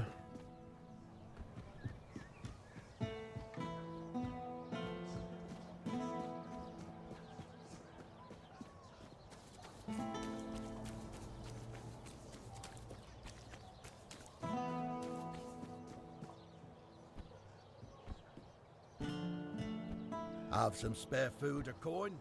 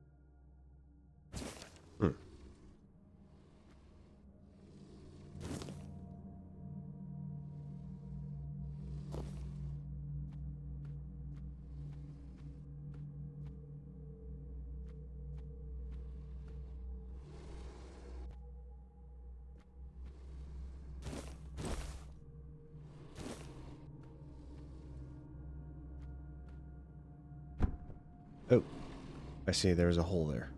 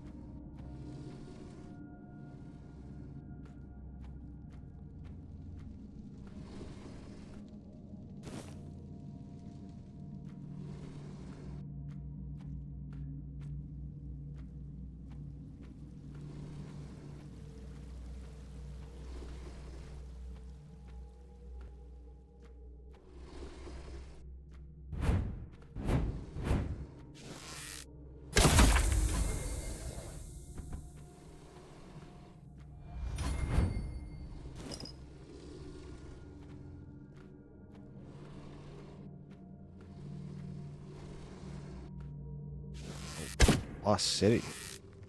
Oh.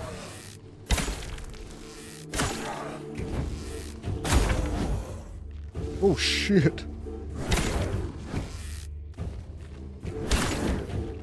Hee hee. Woohoo.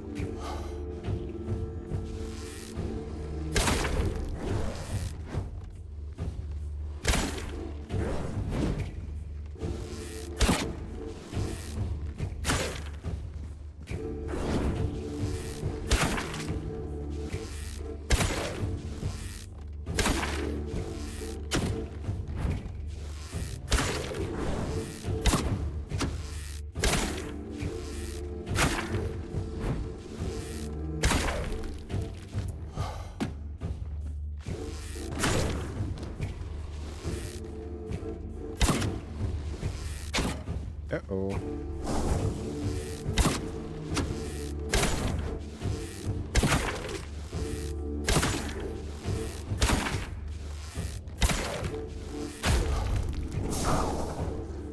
E.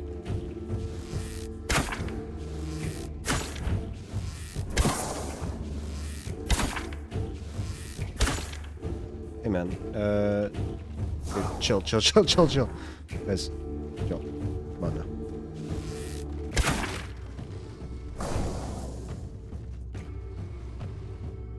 shit.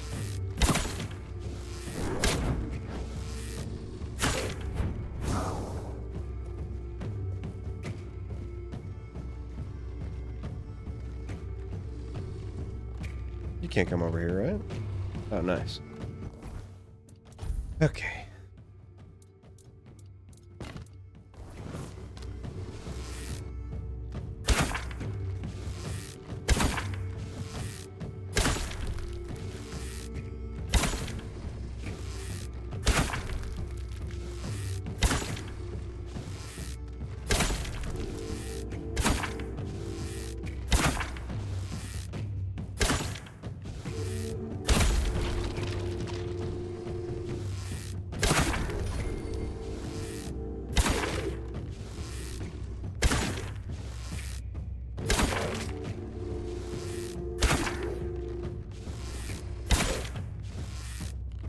So these guys have a lot of health.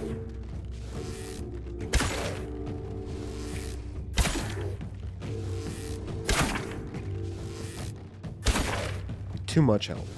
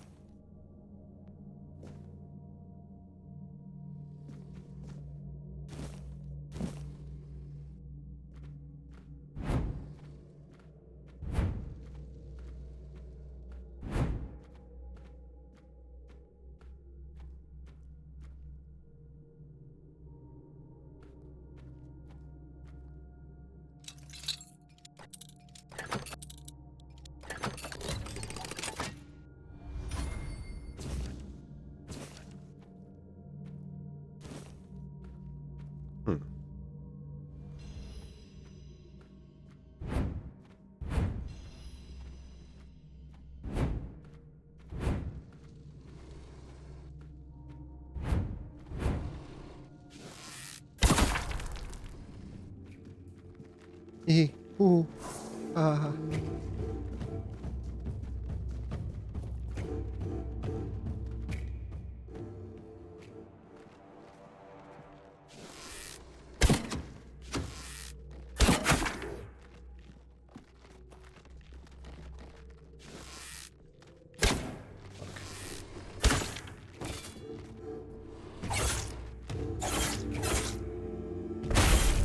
Well.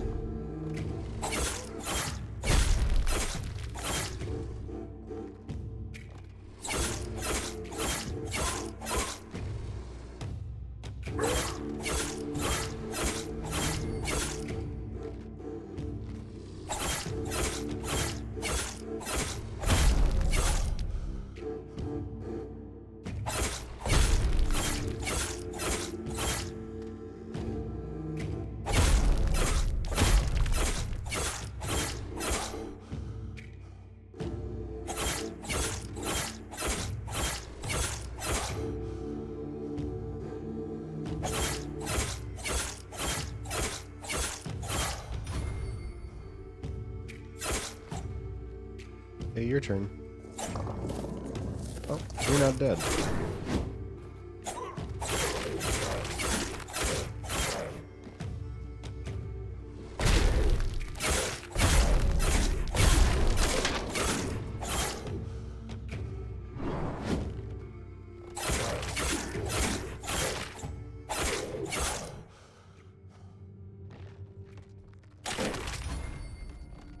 Hey, where are you going?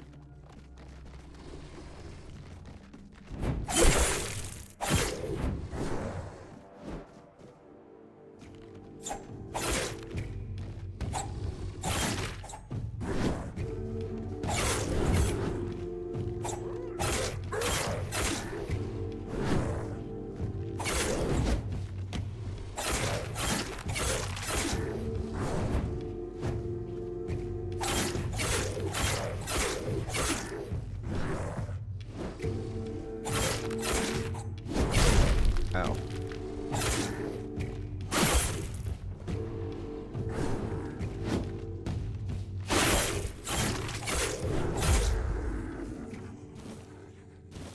Okay.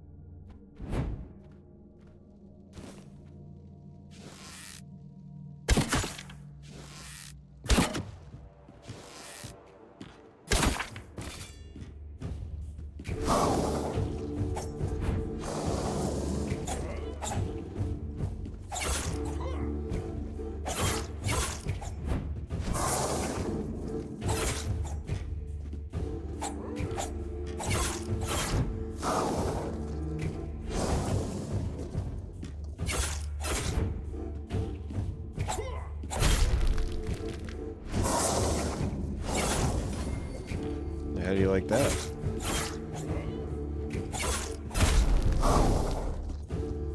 Can you hit me from there? I don't think so.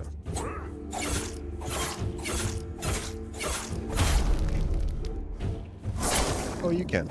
Okay. Good to know.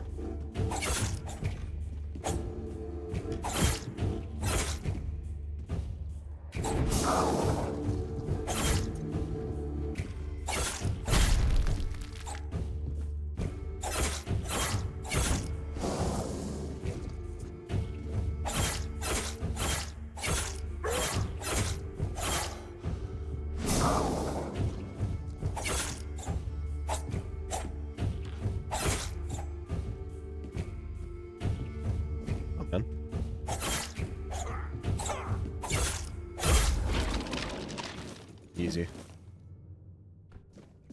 I'm the greatest.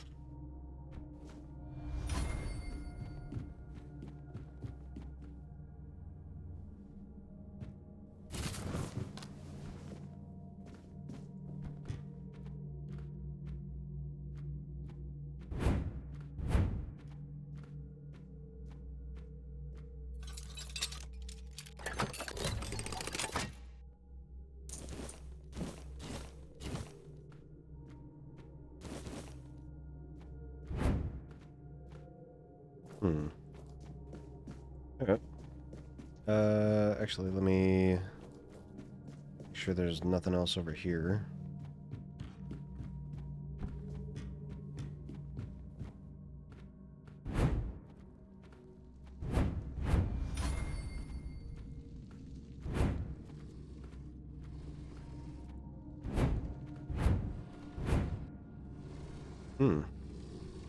More of these guys, huh? Great.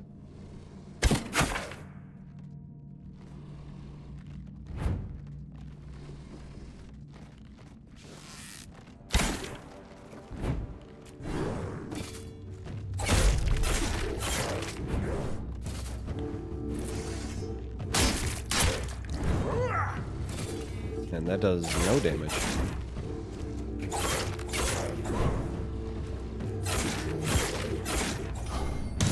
Ow.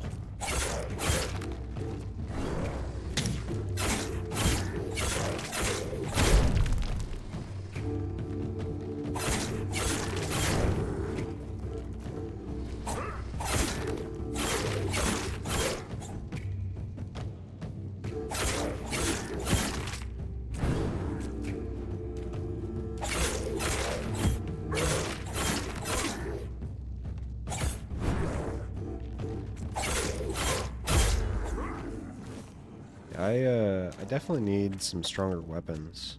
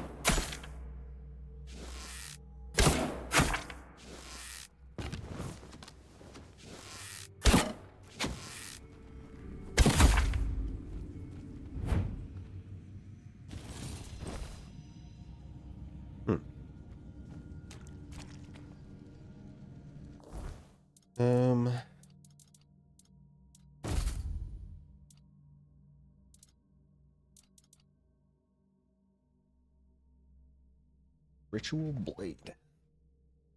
It's a dagger?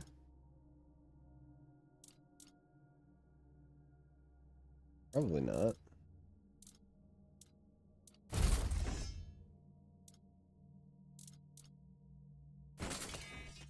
Kind of looks like one though.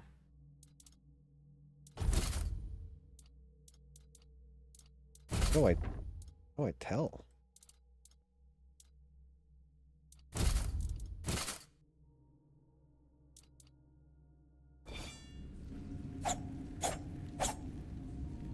Uses the same animation.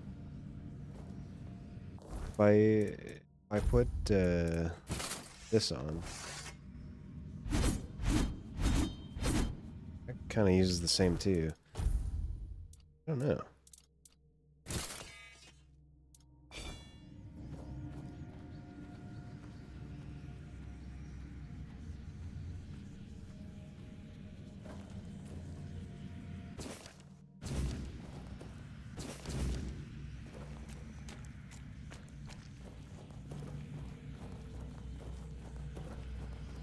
This is kind of creepy.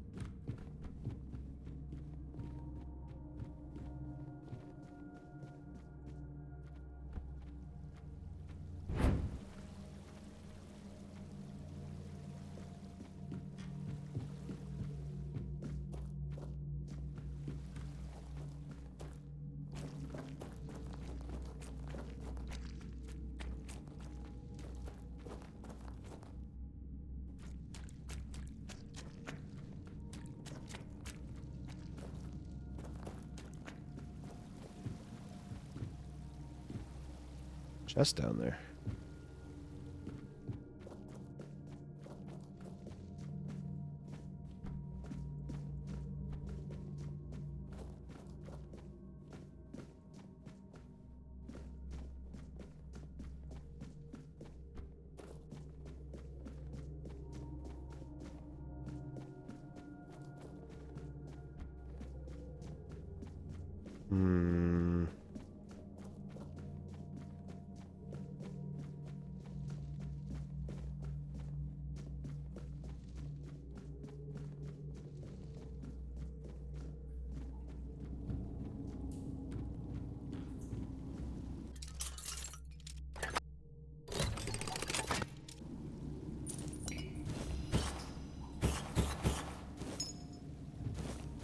Kinda hoping for some more impressive weapons, like a better bow or something, but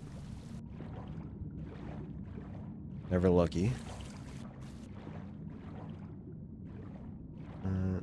Nothing down here. Ooh, a chest. Okay. A mana potion. My favorite.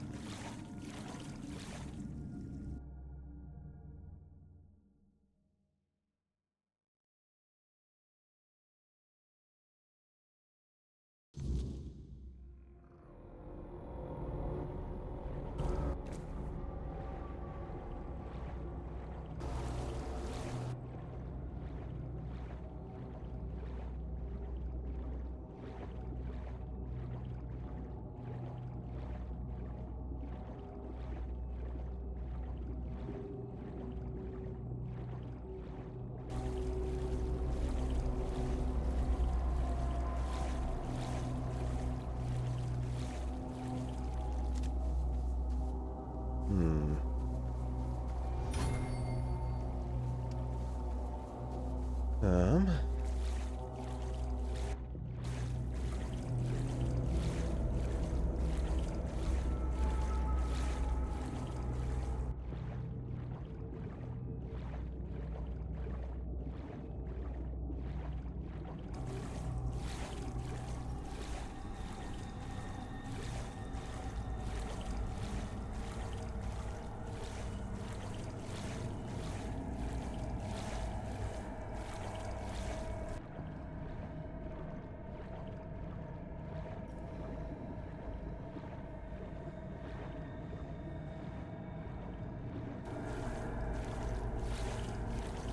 Hopefully this is the right way.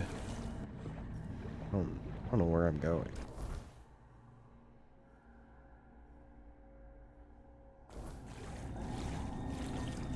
This kind of looks like a dead end. Maybe it'll look. I can maybe climb up here. I do want to see if there's anything at the end here.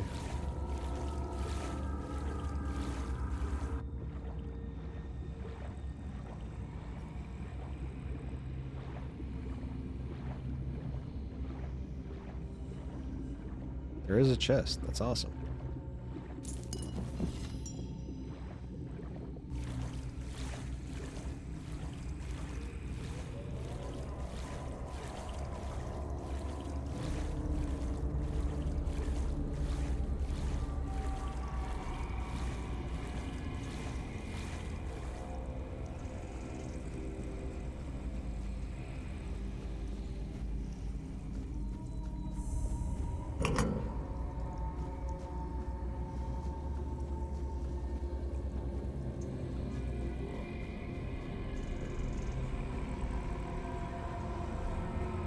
Oh, shit. What's up, man?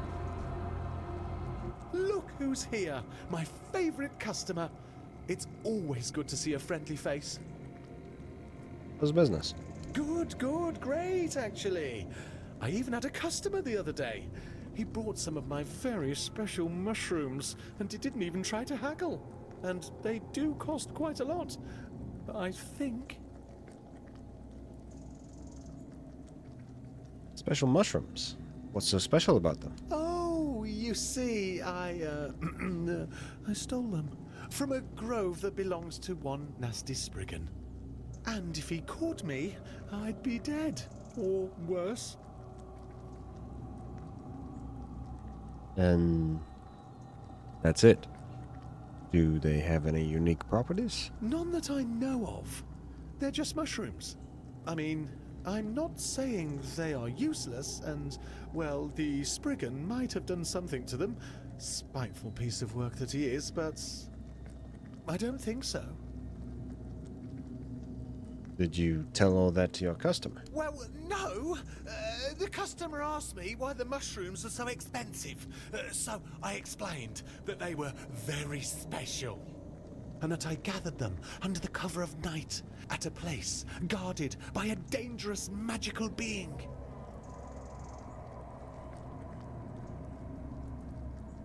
You know what?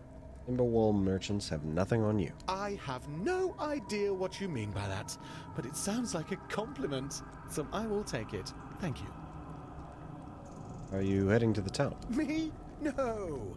I'm pretty sure they already have merchants there. I've heard they're quite territorial, and you can't have too many in one place. Or maybe that's foxes? I'm not sure. Anyway, you're in luck. I can show you my home. Ooh, I've always wanted to have a guest. You live here? Yes, in that cave over there. It's very cozy. I got lucky, as it was almost empty when I found it. Could you believe that? I didn't even have to fight a bear to move in. There were a few dead humans, but it's not like they minded. I put them in a neat pile in the corner. You shouldn't invite random strangers into your home. But you're no stranger, are you? I consider you my friend, and my home is always open to my friends. Besides, I decorated it myself, and I really want someone to see it. All right, I'll take a look. Ah, that's lovely. If you need a nap, feel free to take one. You do look like you could use a nap. Or not? What do I know, really? I'd just be great. It's not that I have anything to... Spellgorger. Starborn Egg.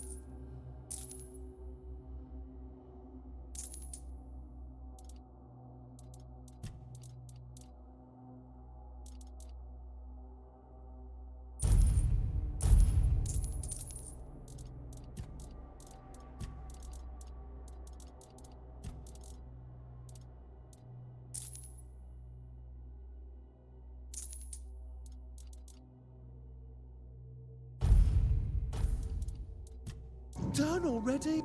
Alright. Good talk, man.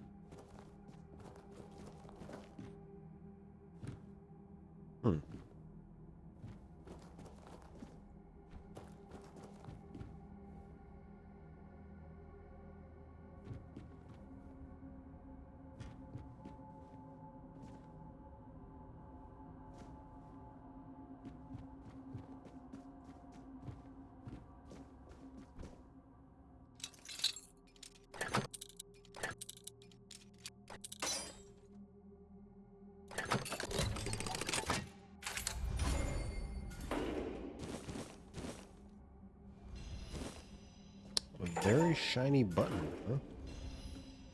Nice.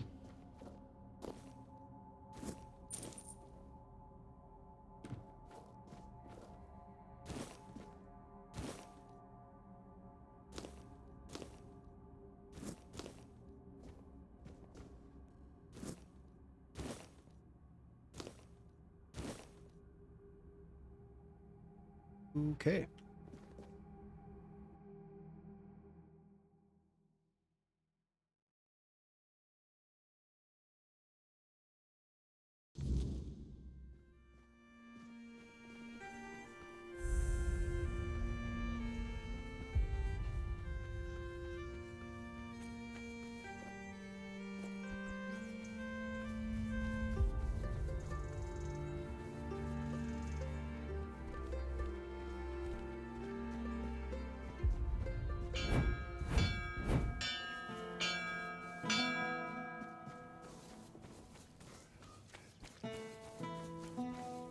Wilkin?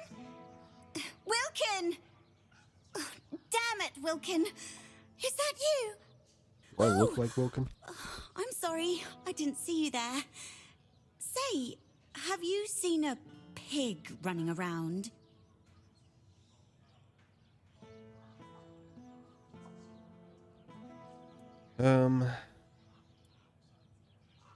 You named your pig Wilkin. Well, yes, what of it?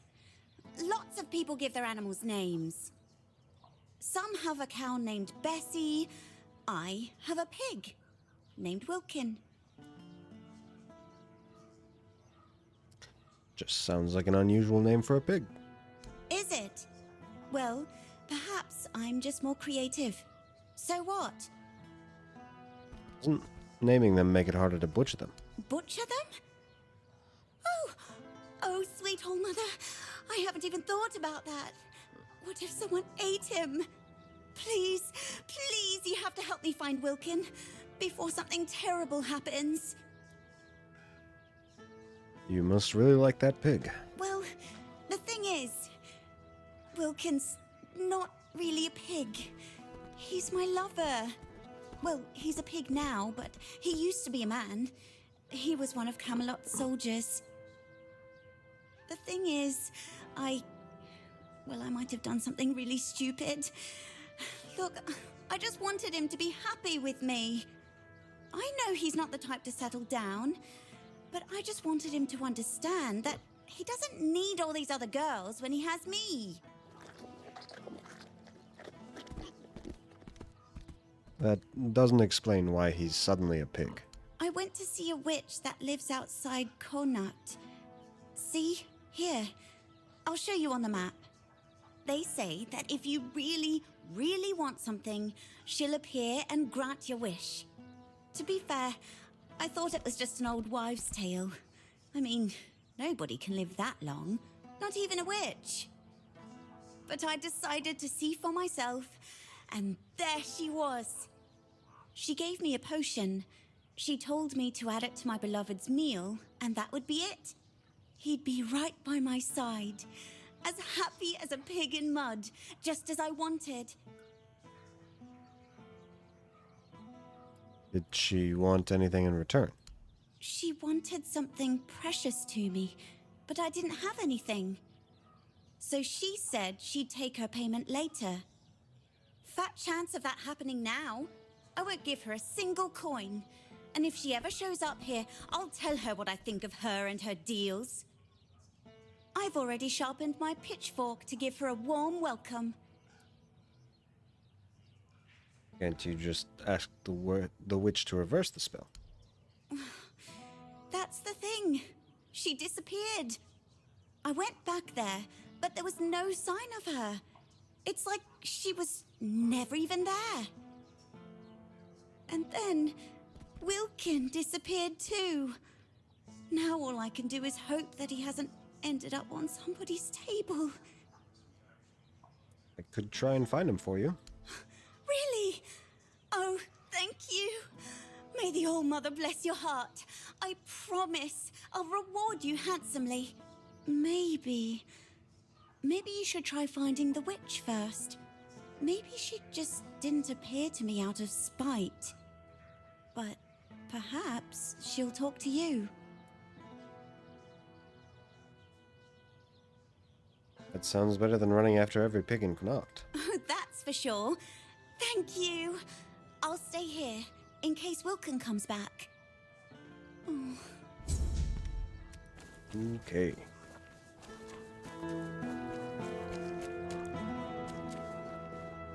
Prison, huh?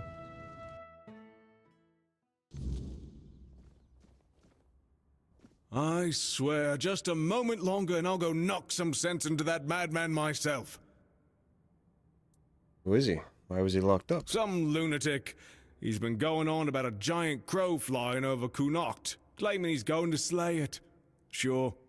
He was standing in the middle of the square, chucking stones at the sky and shouting that he'd chop its head off. When we tried to calm him down, he started flailing and screaming, "The beast! The beast!" So we locked him up. He could have hurt someone. And now he keeps yelling to let him out. I can't take it anymore, I swear.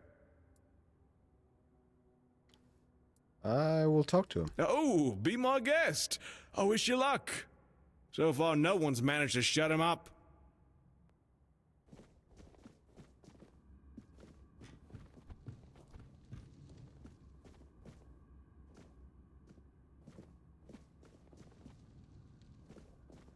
Great heavens!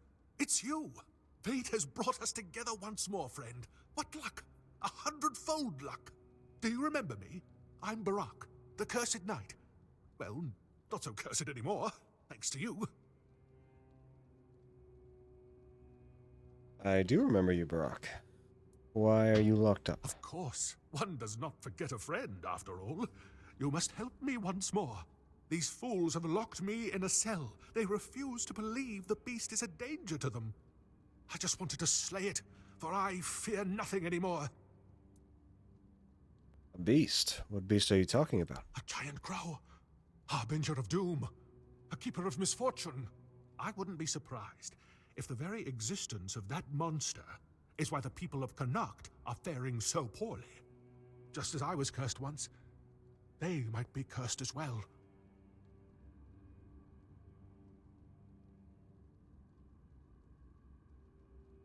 I know what you're talking about, but you can't do anything about it. Ha! So I wasn't wrong. I'm not insane. You know what I'm talking about. If they don't want to help, I won't interfere. Just help me get out of here. I'll leave Connacht and let those folks fend for themselves. Maybe it shouldn't bother me so much. I'll do my best to help you get out. I promise I'll behave. Maybe yelling in the square and throwing stones was a bit too much.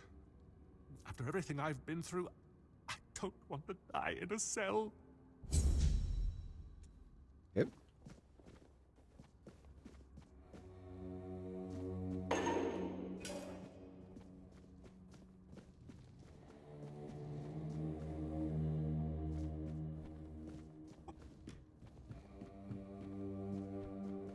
I heard you talk to that fool.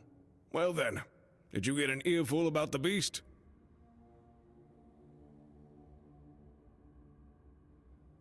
I know this knight. Let him out. He promised not to do anything bad. No, no, no. That's not how things work around here.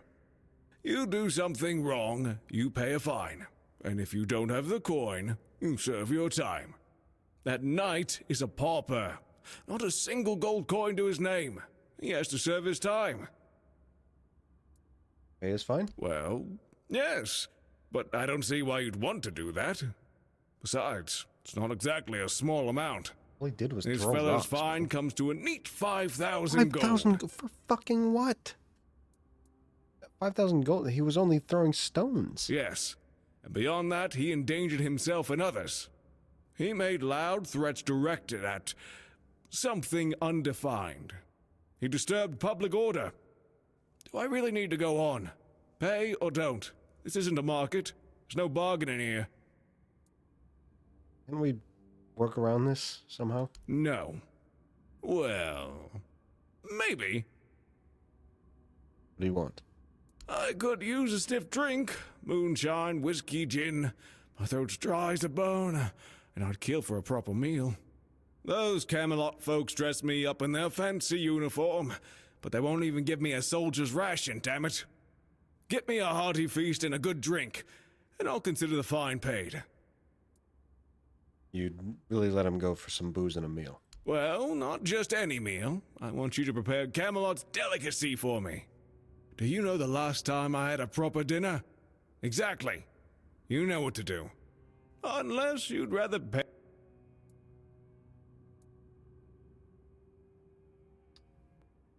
Camelot delicacy.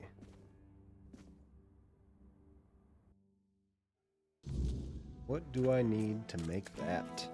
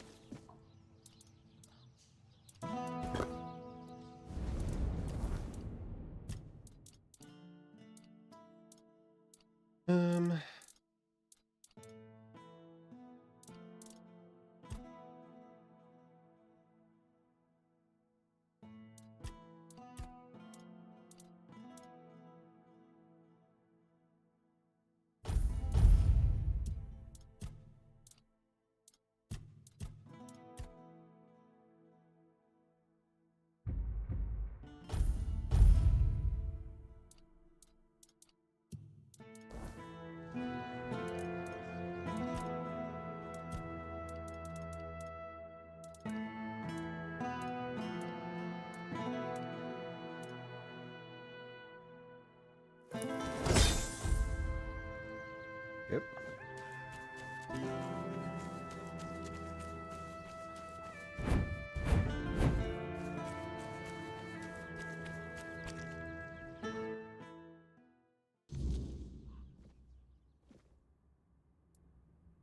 I don't have ale?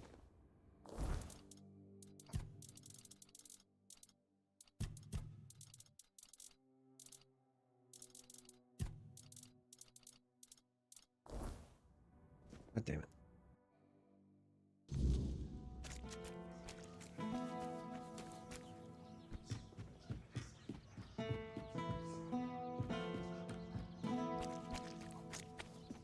I am an outcast, exiled from my home by the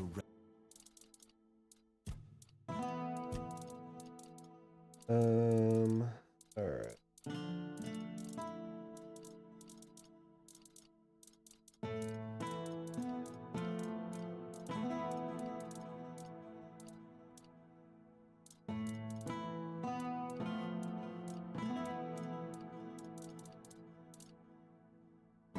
Need moonshine. Yeah, there we go. at death. My struggle continues on the holy island of Avalon.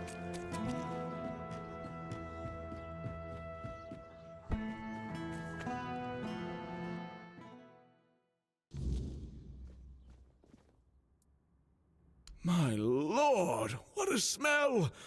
And the drink. Full service. Go tell that madman he can start packing. When he's ready to leave the prison, and Connacht, I'll let him go. Yep. You can't imagine how my heart rejoices that you didn't leave me here. So? You're free, but you must leave Connacht. Of course, of course. If they want to face the beast on their own, that's none of my concern. I wonder where I'll go. I've heard there are beasts lurking around the Forlorn Swords. I should head there. One less beast means at least one human life saved. I fear nothing anymore. I can do it. Thank you again, my friend. Farewell. Goodbye.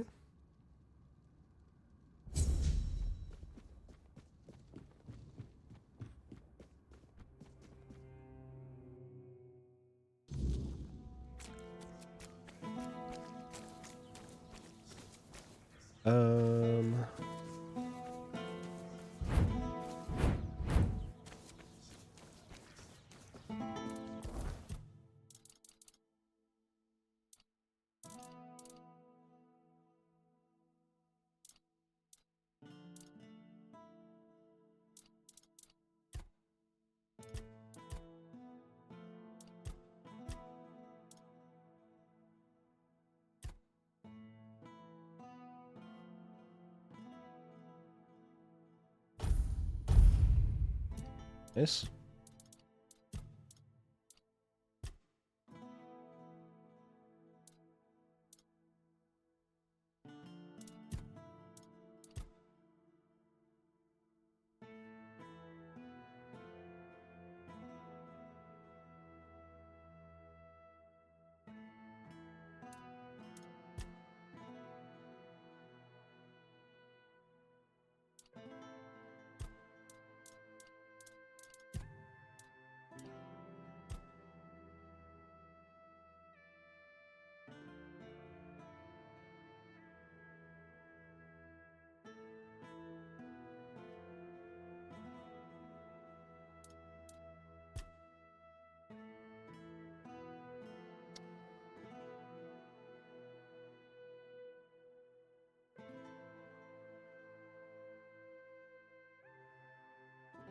Hmm.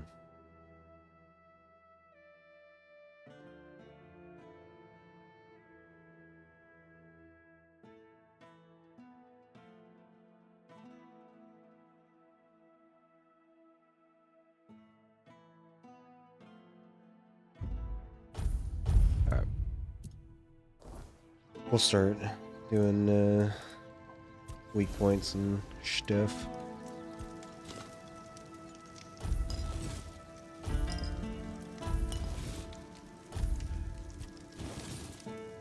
Poison Knight's Greatsword.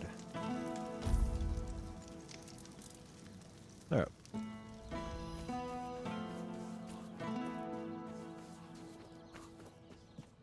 Spare a coin for the... Yeah, on the... They dragged people. Our possession now.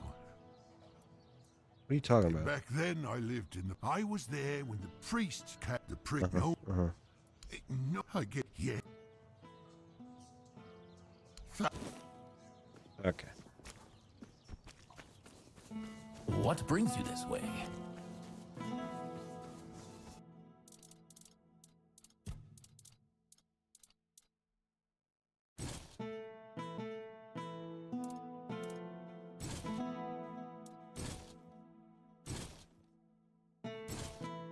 Ooh, actually, that back. Sell this to.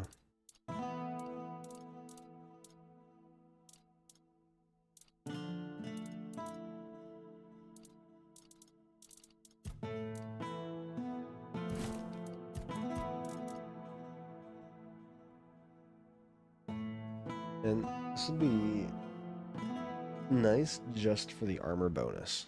Like, I need stuff that, like, will actually give me armor.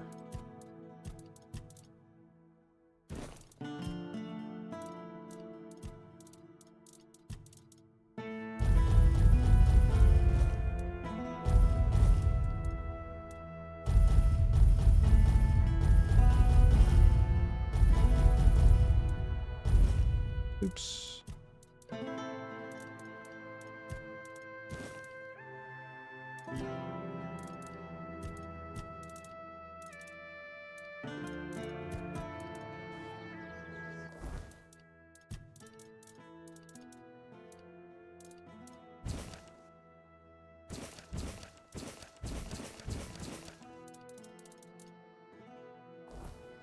Okay, let me sell some stuff.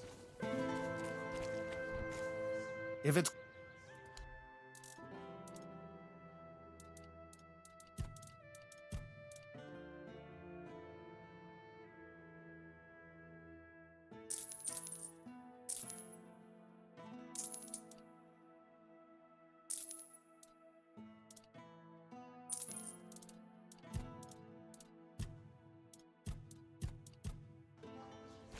Forgot to put the mask away. Yeah. What brings you this way? What brings you this way?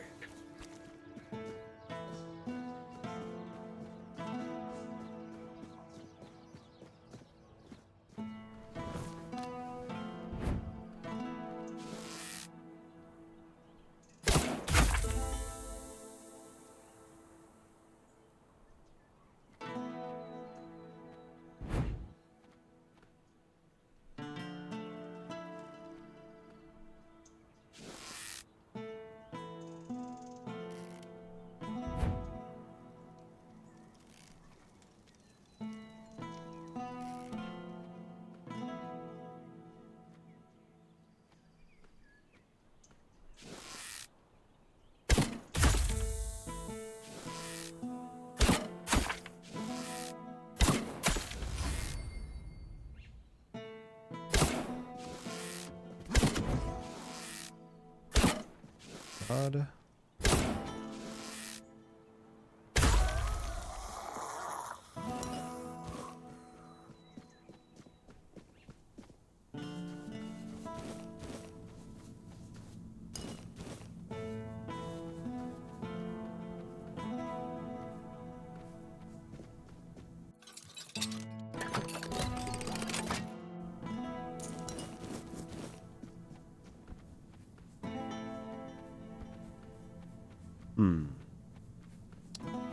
Okay.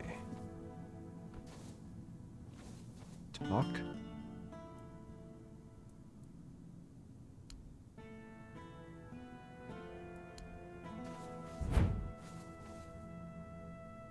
Or did that just give me 90 health?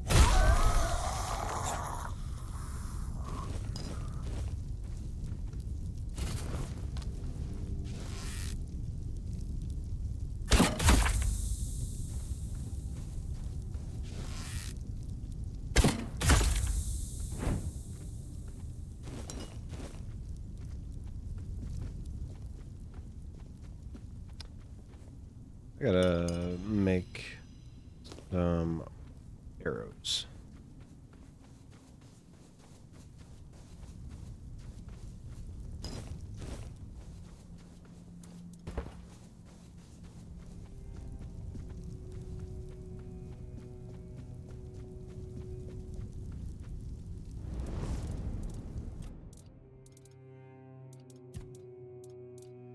Um,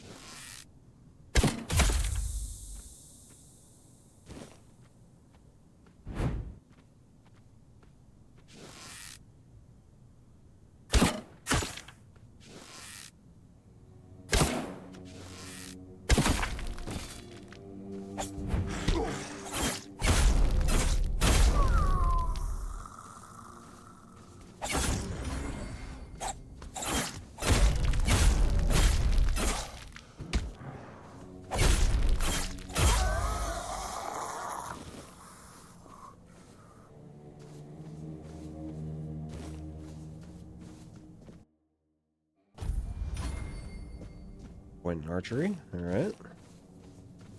Almost at 100 archery, which is good. I think.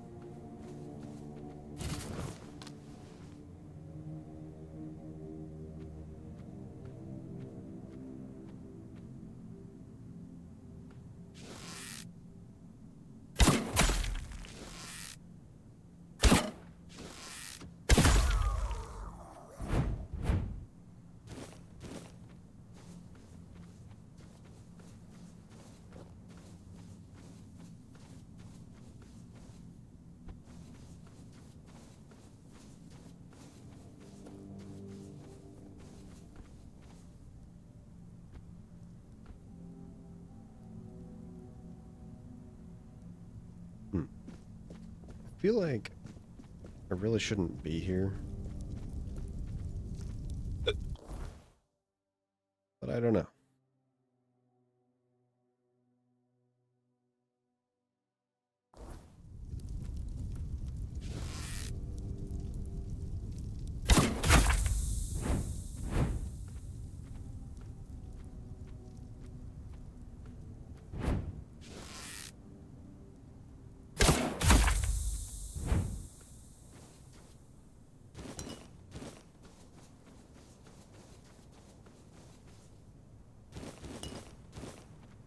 Yeah, I don't think I should be here just because this is where one quest is.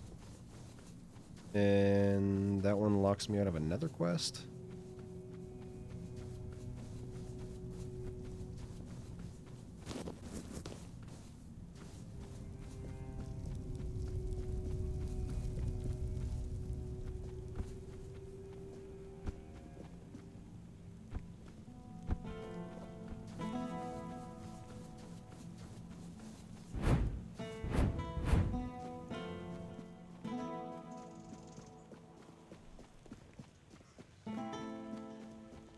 Always a pleasure to see you.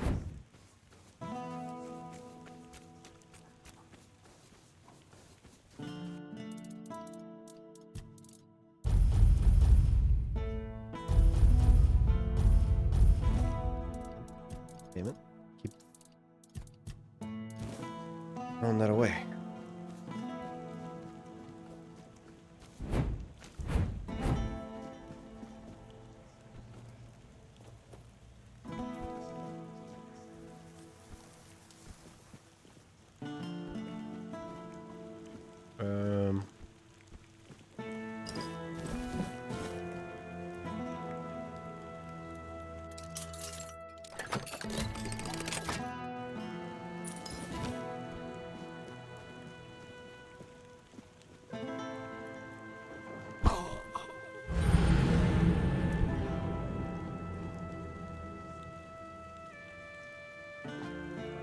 Why, bro?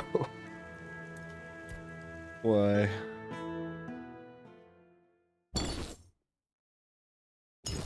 Fall damage, my worst enemy.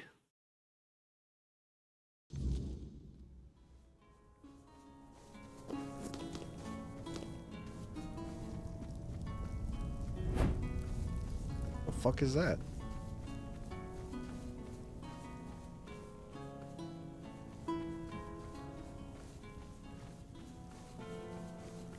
Big ass deer.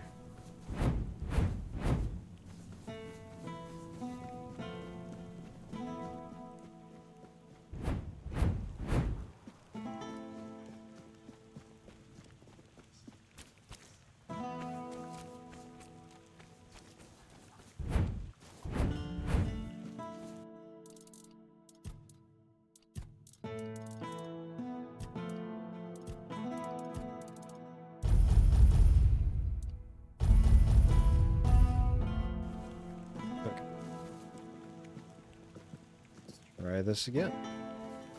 Spare a coin for the hungry. No, I don't think I will.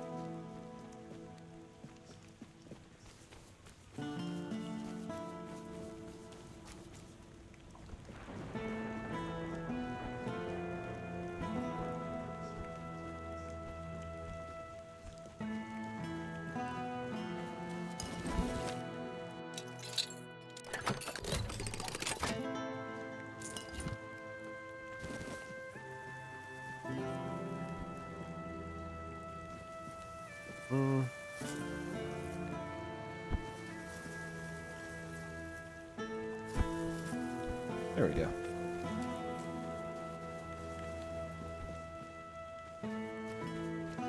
You're here. I managed to open the trap door. And? What was inside? Don't leave me hanging.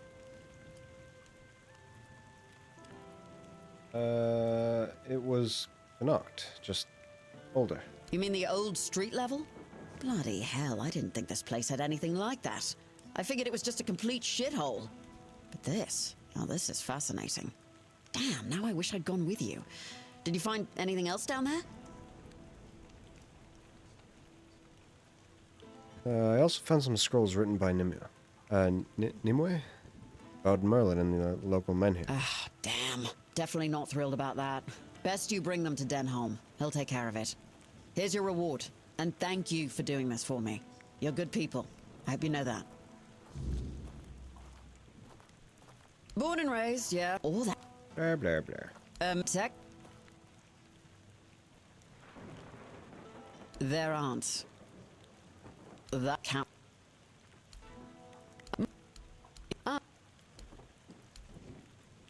Okay, good talk. 500 coins, woo!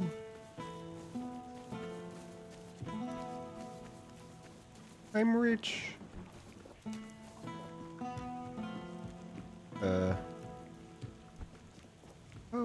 How I be getting up there, huh?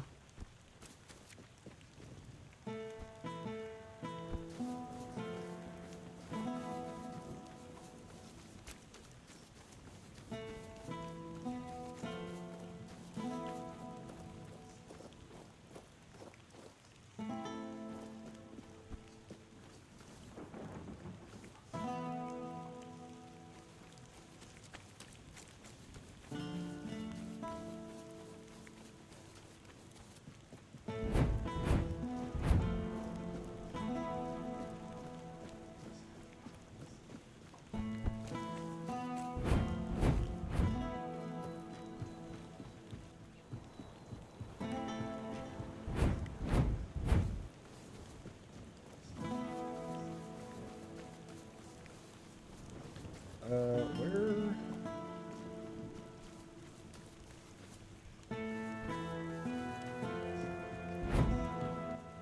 Ah, here's our troublemaker. You've really caused a stir around here with that spectacle in front of the Menhir. I had everything in order. The cart was ready, and people were all set to move to Camelot. But now, you appear out of nowhere, and suddenly a dying pile of stones lights up like a bonfire. That's bad. That's very bad. Why is it so bad? Firstly, because now I have to write yet another report to Camelot that we're going to be late, and that they need to send us even more supplies. Secondly, you've somehow reignited the Menhir, and this has reignited people's hopes that they can stay. And that's dangerous. And before you ask why it's dangerous, take a look around town. The recent Red Death outbreak took its toll, and I'm pretty sure things are just going to get worse and worse. But you should be thankful to them. Their hopes are the only reason we haven't locked you up for sabotaging our initiative.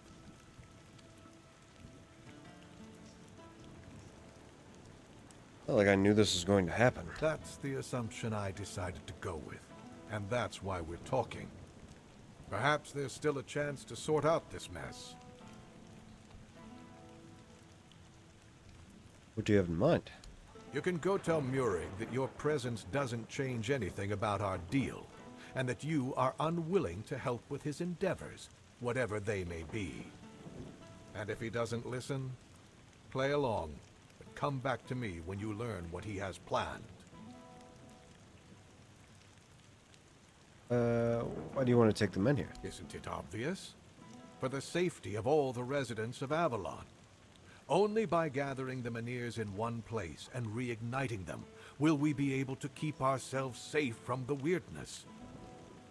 Avalon's population has significantly declined over recent years. We're on the brink of extinction, damn it. That's why we need to stick together, to take care of each other. Only Camelot possesses the necessary infrastructure to establish the right conditions for its people. If they remain here, they will die, either from the weirdness itself or from the horde of monsters it spawns. And there aren't enough soldiers here for their protection. You must know that I didn't come here just to obey orders. I truly believe that this is the only way to save everyone on Avalon.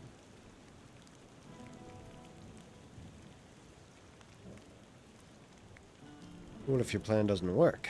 What if the weirdness remains a threat? Then at the very least, we'll have bought some time for those wiser than us to think of an alternative solution. Perhaps we will invade Tuathan, like in the glorious old days. Or perhaps someone will find a way to free the derelict fleet, allowing us return to the homelands. I don't know. But there's one thing I'm certain of, and I'll repeat it as often as necessary. Only by standing together can we overcome the weirdness. Scattering our people across the island is the worst solution, and it's a sure path to our ruin. Why do you need that Murig? Murig, who apparently prefers to be called Maggot, is a druid, even though he may not look the part. And druids are the only ones who know the rituals necessary to ignite the Menhirs. Due to bad luck, or more accurately, the decisions of my superiors, our options for druids are limited. That's why I'm forced to work with Murig, and prophet be my witness, neither of us is happy about that. But I'm no fool. I know that what happened in front of the Menhir might make Murig consider double-crossing us. He'll try to find a way to reignite the Menhir so that it could stay in Kunok despite our agreement. So, if you ever find out what he's planning, if he ever asks you to fetch something for his ritual, you make sure you come to me first. Saw your soldiers pounding on some poor man's door. Yes, on my orders. Firkett needs to give me an explanation for a very unfortunate accident in which innocent soldiers were hurt. What happened? One of our warehouses burned down. The one where we kept all of Firkett's inventions. My men suspect sabotage, which isn't exactly unheard of around here. I do have my doubts, though. They say Furkett is a madman, and madmen tend to be poor planners. Trust me, I know all about it. Who is Furkett, exactly? He's a local inventor, and as far as I know, doesn't have the best reputation in Connacht. At the moment, at least. There was a time when he was quite useful. He invented various machines for more efficient farming and other practical applications. Now, he's apparently fixated on the weirdness, and he doesn't want to talk about anything else. People are afraid of him. Since you're already here, I might have a task for you. Furkett refuses to talk to my men, and the locals don't trust him. There's a slim chance that anyone would be willing to mediate the matter. But you, he doesn't know you. Perhaps he'll be more open with a stranger and confess the truth. So, are you interested? I'd love to take over the investigation. What should I do? You can ask him if he set fire to our warehouse on purpose. You should also try to bring him in voluntarily, though knowing Furkett, that's unlikely. Do whatever you think is best.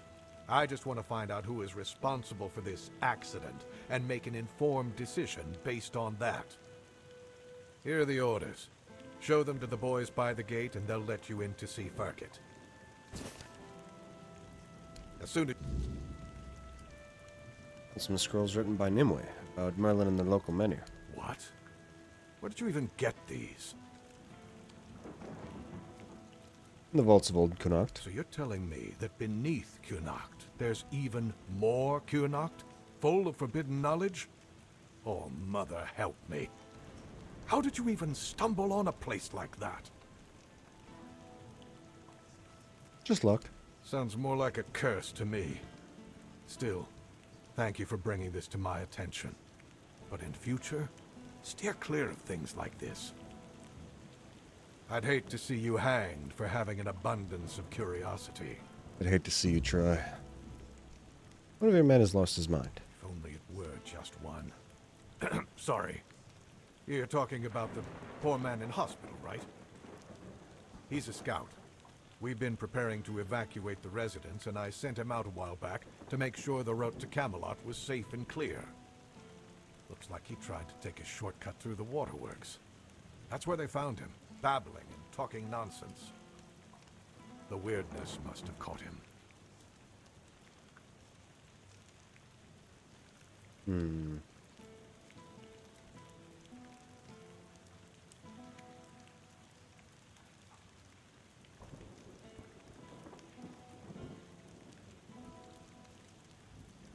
Is there any way to help him? Pray to the All-Mother. Although, truth be told, although I've seen plenty fall victim to the weirdness, I've yet to see any divine intervention from our goddess. But you could help me. You look like someone who's seen a fair bit of Avalon and isn't afraid to travel alone. I could use someone like that to finish the job my scout couldn't complete. Of course, you'd be properly compensated. What exactly do you need me to do? Take the road to Camelot, all the way to the Iron Gate, and report back on whether it's clear. Handle any smaller threats yourself, and tell me about any larger ones. The sooner the better. Think you can manage that? Sure, no problem. Great. Head out then. No need to write a report. Just come see me when you're back. I'll await. Okay.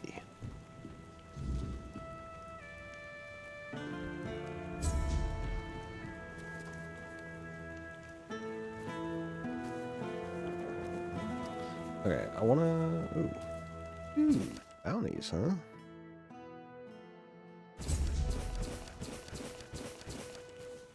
Yoink.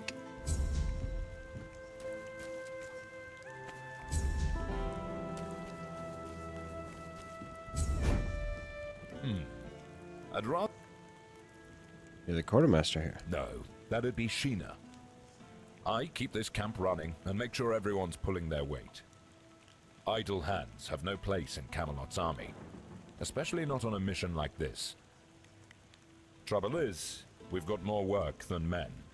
So if you're looking to earn some coin, check the notice board. I've posted a few bounties. I can't spare any soldiers to deal with things outside of Connacht, but I'll be damned if I let those bandit scum run loose.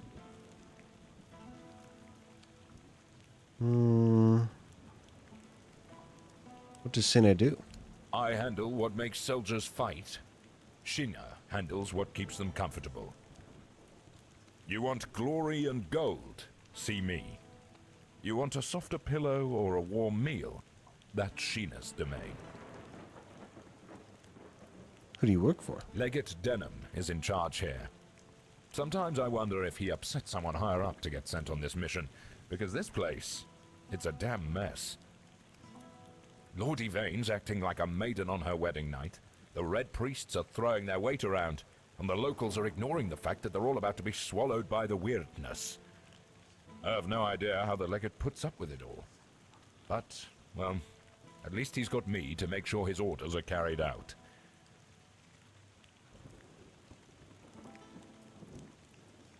I'm Immunis Askel. If you're here for war stories, forget it. I've no time to entertain idle curiosity. Most of the fighting's behind me now. I've traded my sword for paperwork. Not glamorous, but necessary. Once we're done here, maybe I'll finally retire. Then I'll have all the time in the world to spin tales for nosy brats like you. Okay. I'll await your return. I do want to try to find Filth. Oi, you. You're new here, aren't you? I don't think I've seen you around before. Why? Is something wrong? Ah, no, sorry. It's just that we don't see many new faces around here. Just us and the locals and, well, if you haven't noticed yet, they're not the friendliest bunch.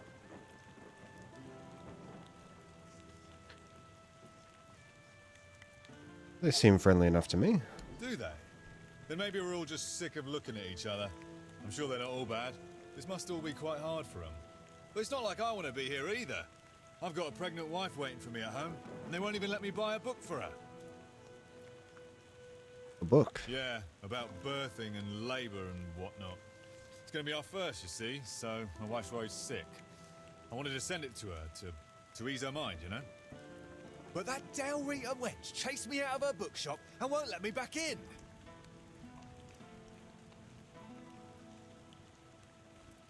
Let me guess. You want me to buy the book for you? Well, could you?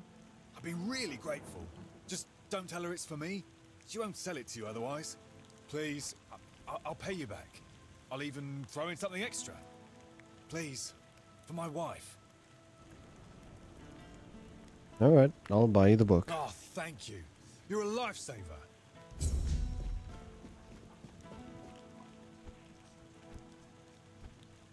Have some spare food or coin?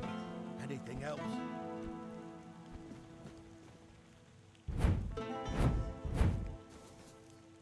You look like you're enjoying yourself.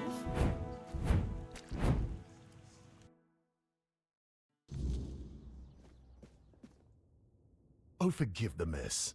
I didn't really have much choice about where to set up my things. Normally I'd be in a tavern, but, well, it looks like the tavern is closed until further notice. That means Varel's bookshop is the only place where I can read and work in peace. Who are you? Oh, of course, my apologies. I'm Imran. My thoughts tend to drift far from the present. I'm a scholar of sorts, though not the kind that hides behind walls of parchment. My calling is to seek out traces of what was lost, ruins, relics, anything older than old. And yes, I'm a Pict. Not many of us wander these lands, I know.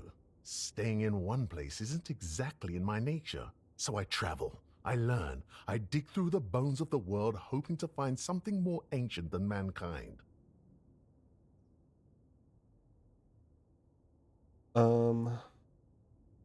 What are you working on right now? If you're asking out of politeness, let's just leave it at this.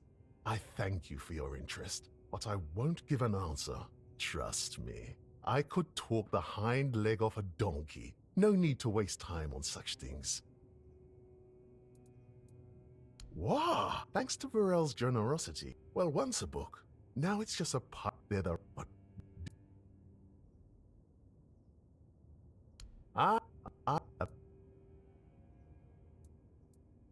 Perhaps... I really didn't care. I gotta be honest.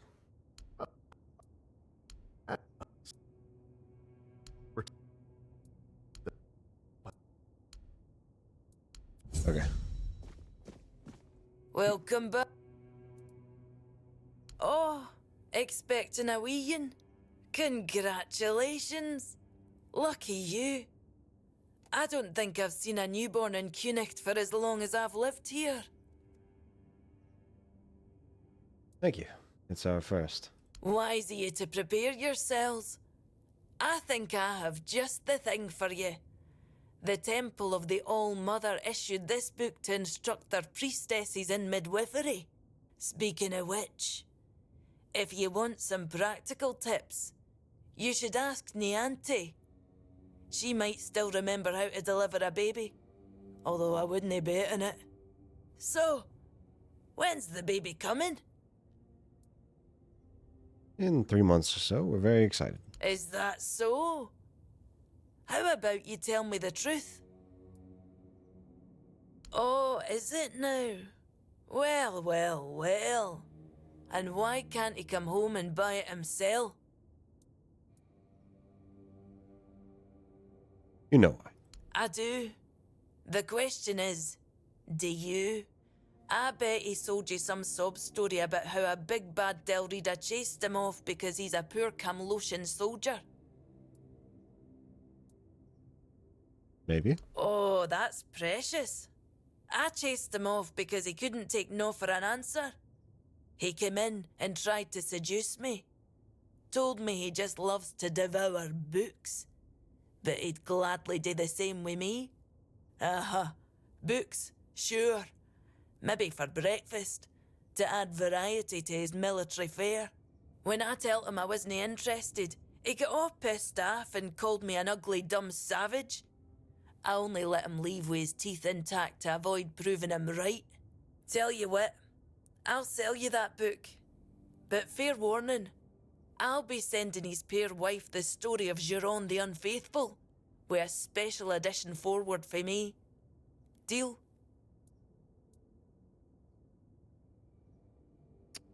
Deal. Ha! Pleasure doing business with you. I hope his wife won't go easy on him. I hope you've found it. Nice.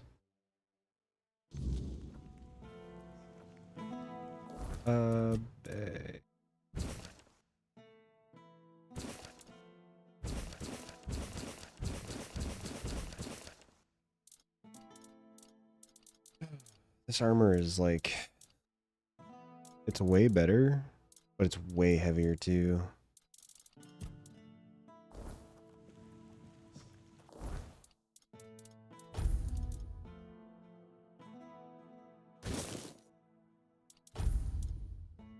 Why is this heavier?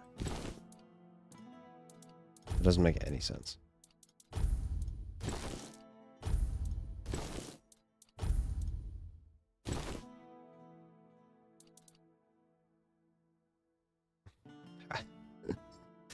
Okay, it's like bandages, but apparently that provides more armor. And yeah, okay. Keeping the blood flowing. Okay, all I want to do is find Filth. I forget where he is. Always a pleasure to see you.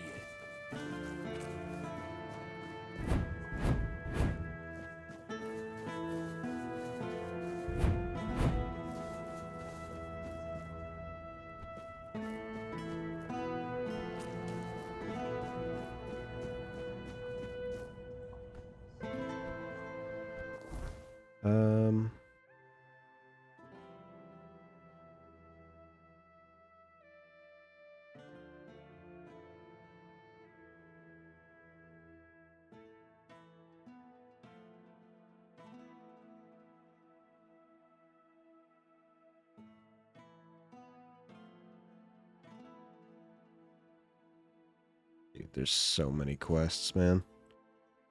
Oh my god.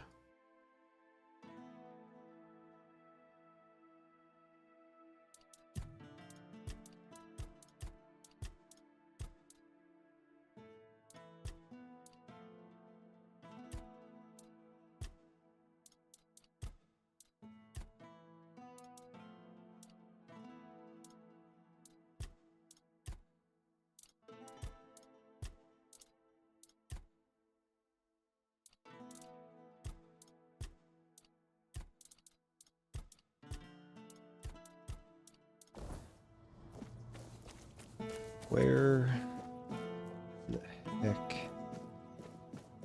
is that guy?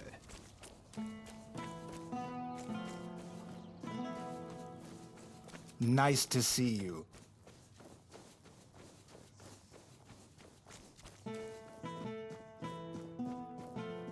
He was in the East Rampart or something like that. Spare a coin for No, the don't talk Ogre. to me.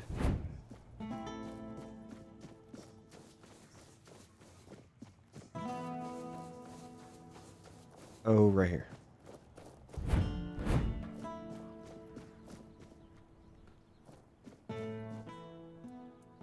Ah, there it is.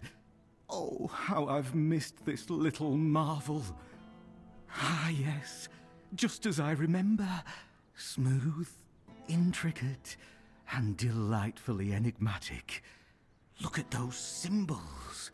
They twist and turn like whispers in the dark. What's so special about it? Oh, that faint hum. The way it catches the light just so. Oh, it's like it's alive, singing its own little song of secrets. Oh, I'll treasure it. Perhaps I'll figure out its riddles. Perhaps I'll just stare at it for hours on end. Either way, you've done well. And one more thing. My key. You didn't think I'd let you keep it, did you? A treasure for a treasure, as it should be. Here you go. Ah, good, good. You're someone who understands balance. Give and take is the way of the world, after all. My trust was well placed. Yeah. Okay. Creepy. I'm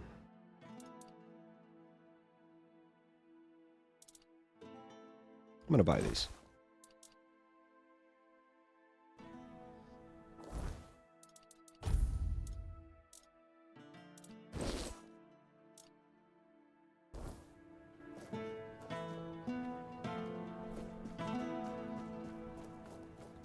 Okay.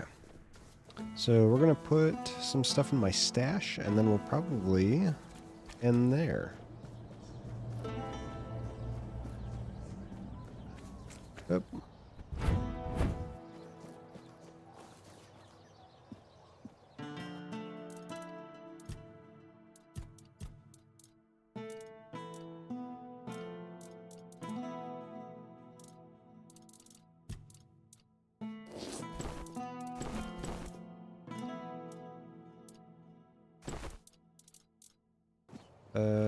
Are the shopkeepers still here? They are. You doing okay? Hello.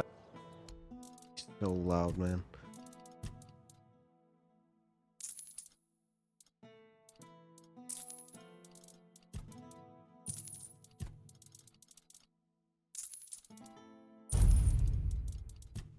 All right. Nice.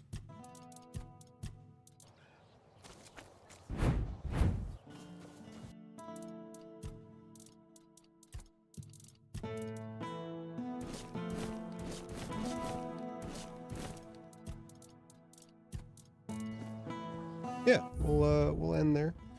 Thank you guys so much for coming in. Really appreciate it. Mimi Glam, thank you for the follow. I saw you followed while I was offline. Thank you so much. Appreciate that very much. But yeah, I'll be off tomorrow. Unstuck. Oh, Is that literally just the thing to get you unstuck from places? That's cool. But thank you guys so much for coming in. Really appreciate it. And hey, I'll talk to you guys later. Bye-bye. Goodbye. Bye-bye.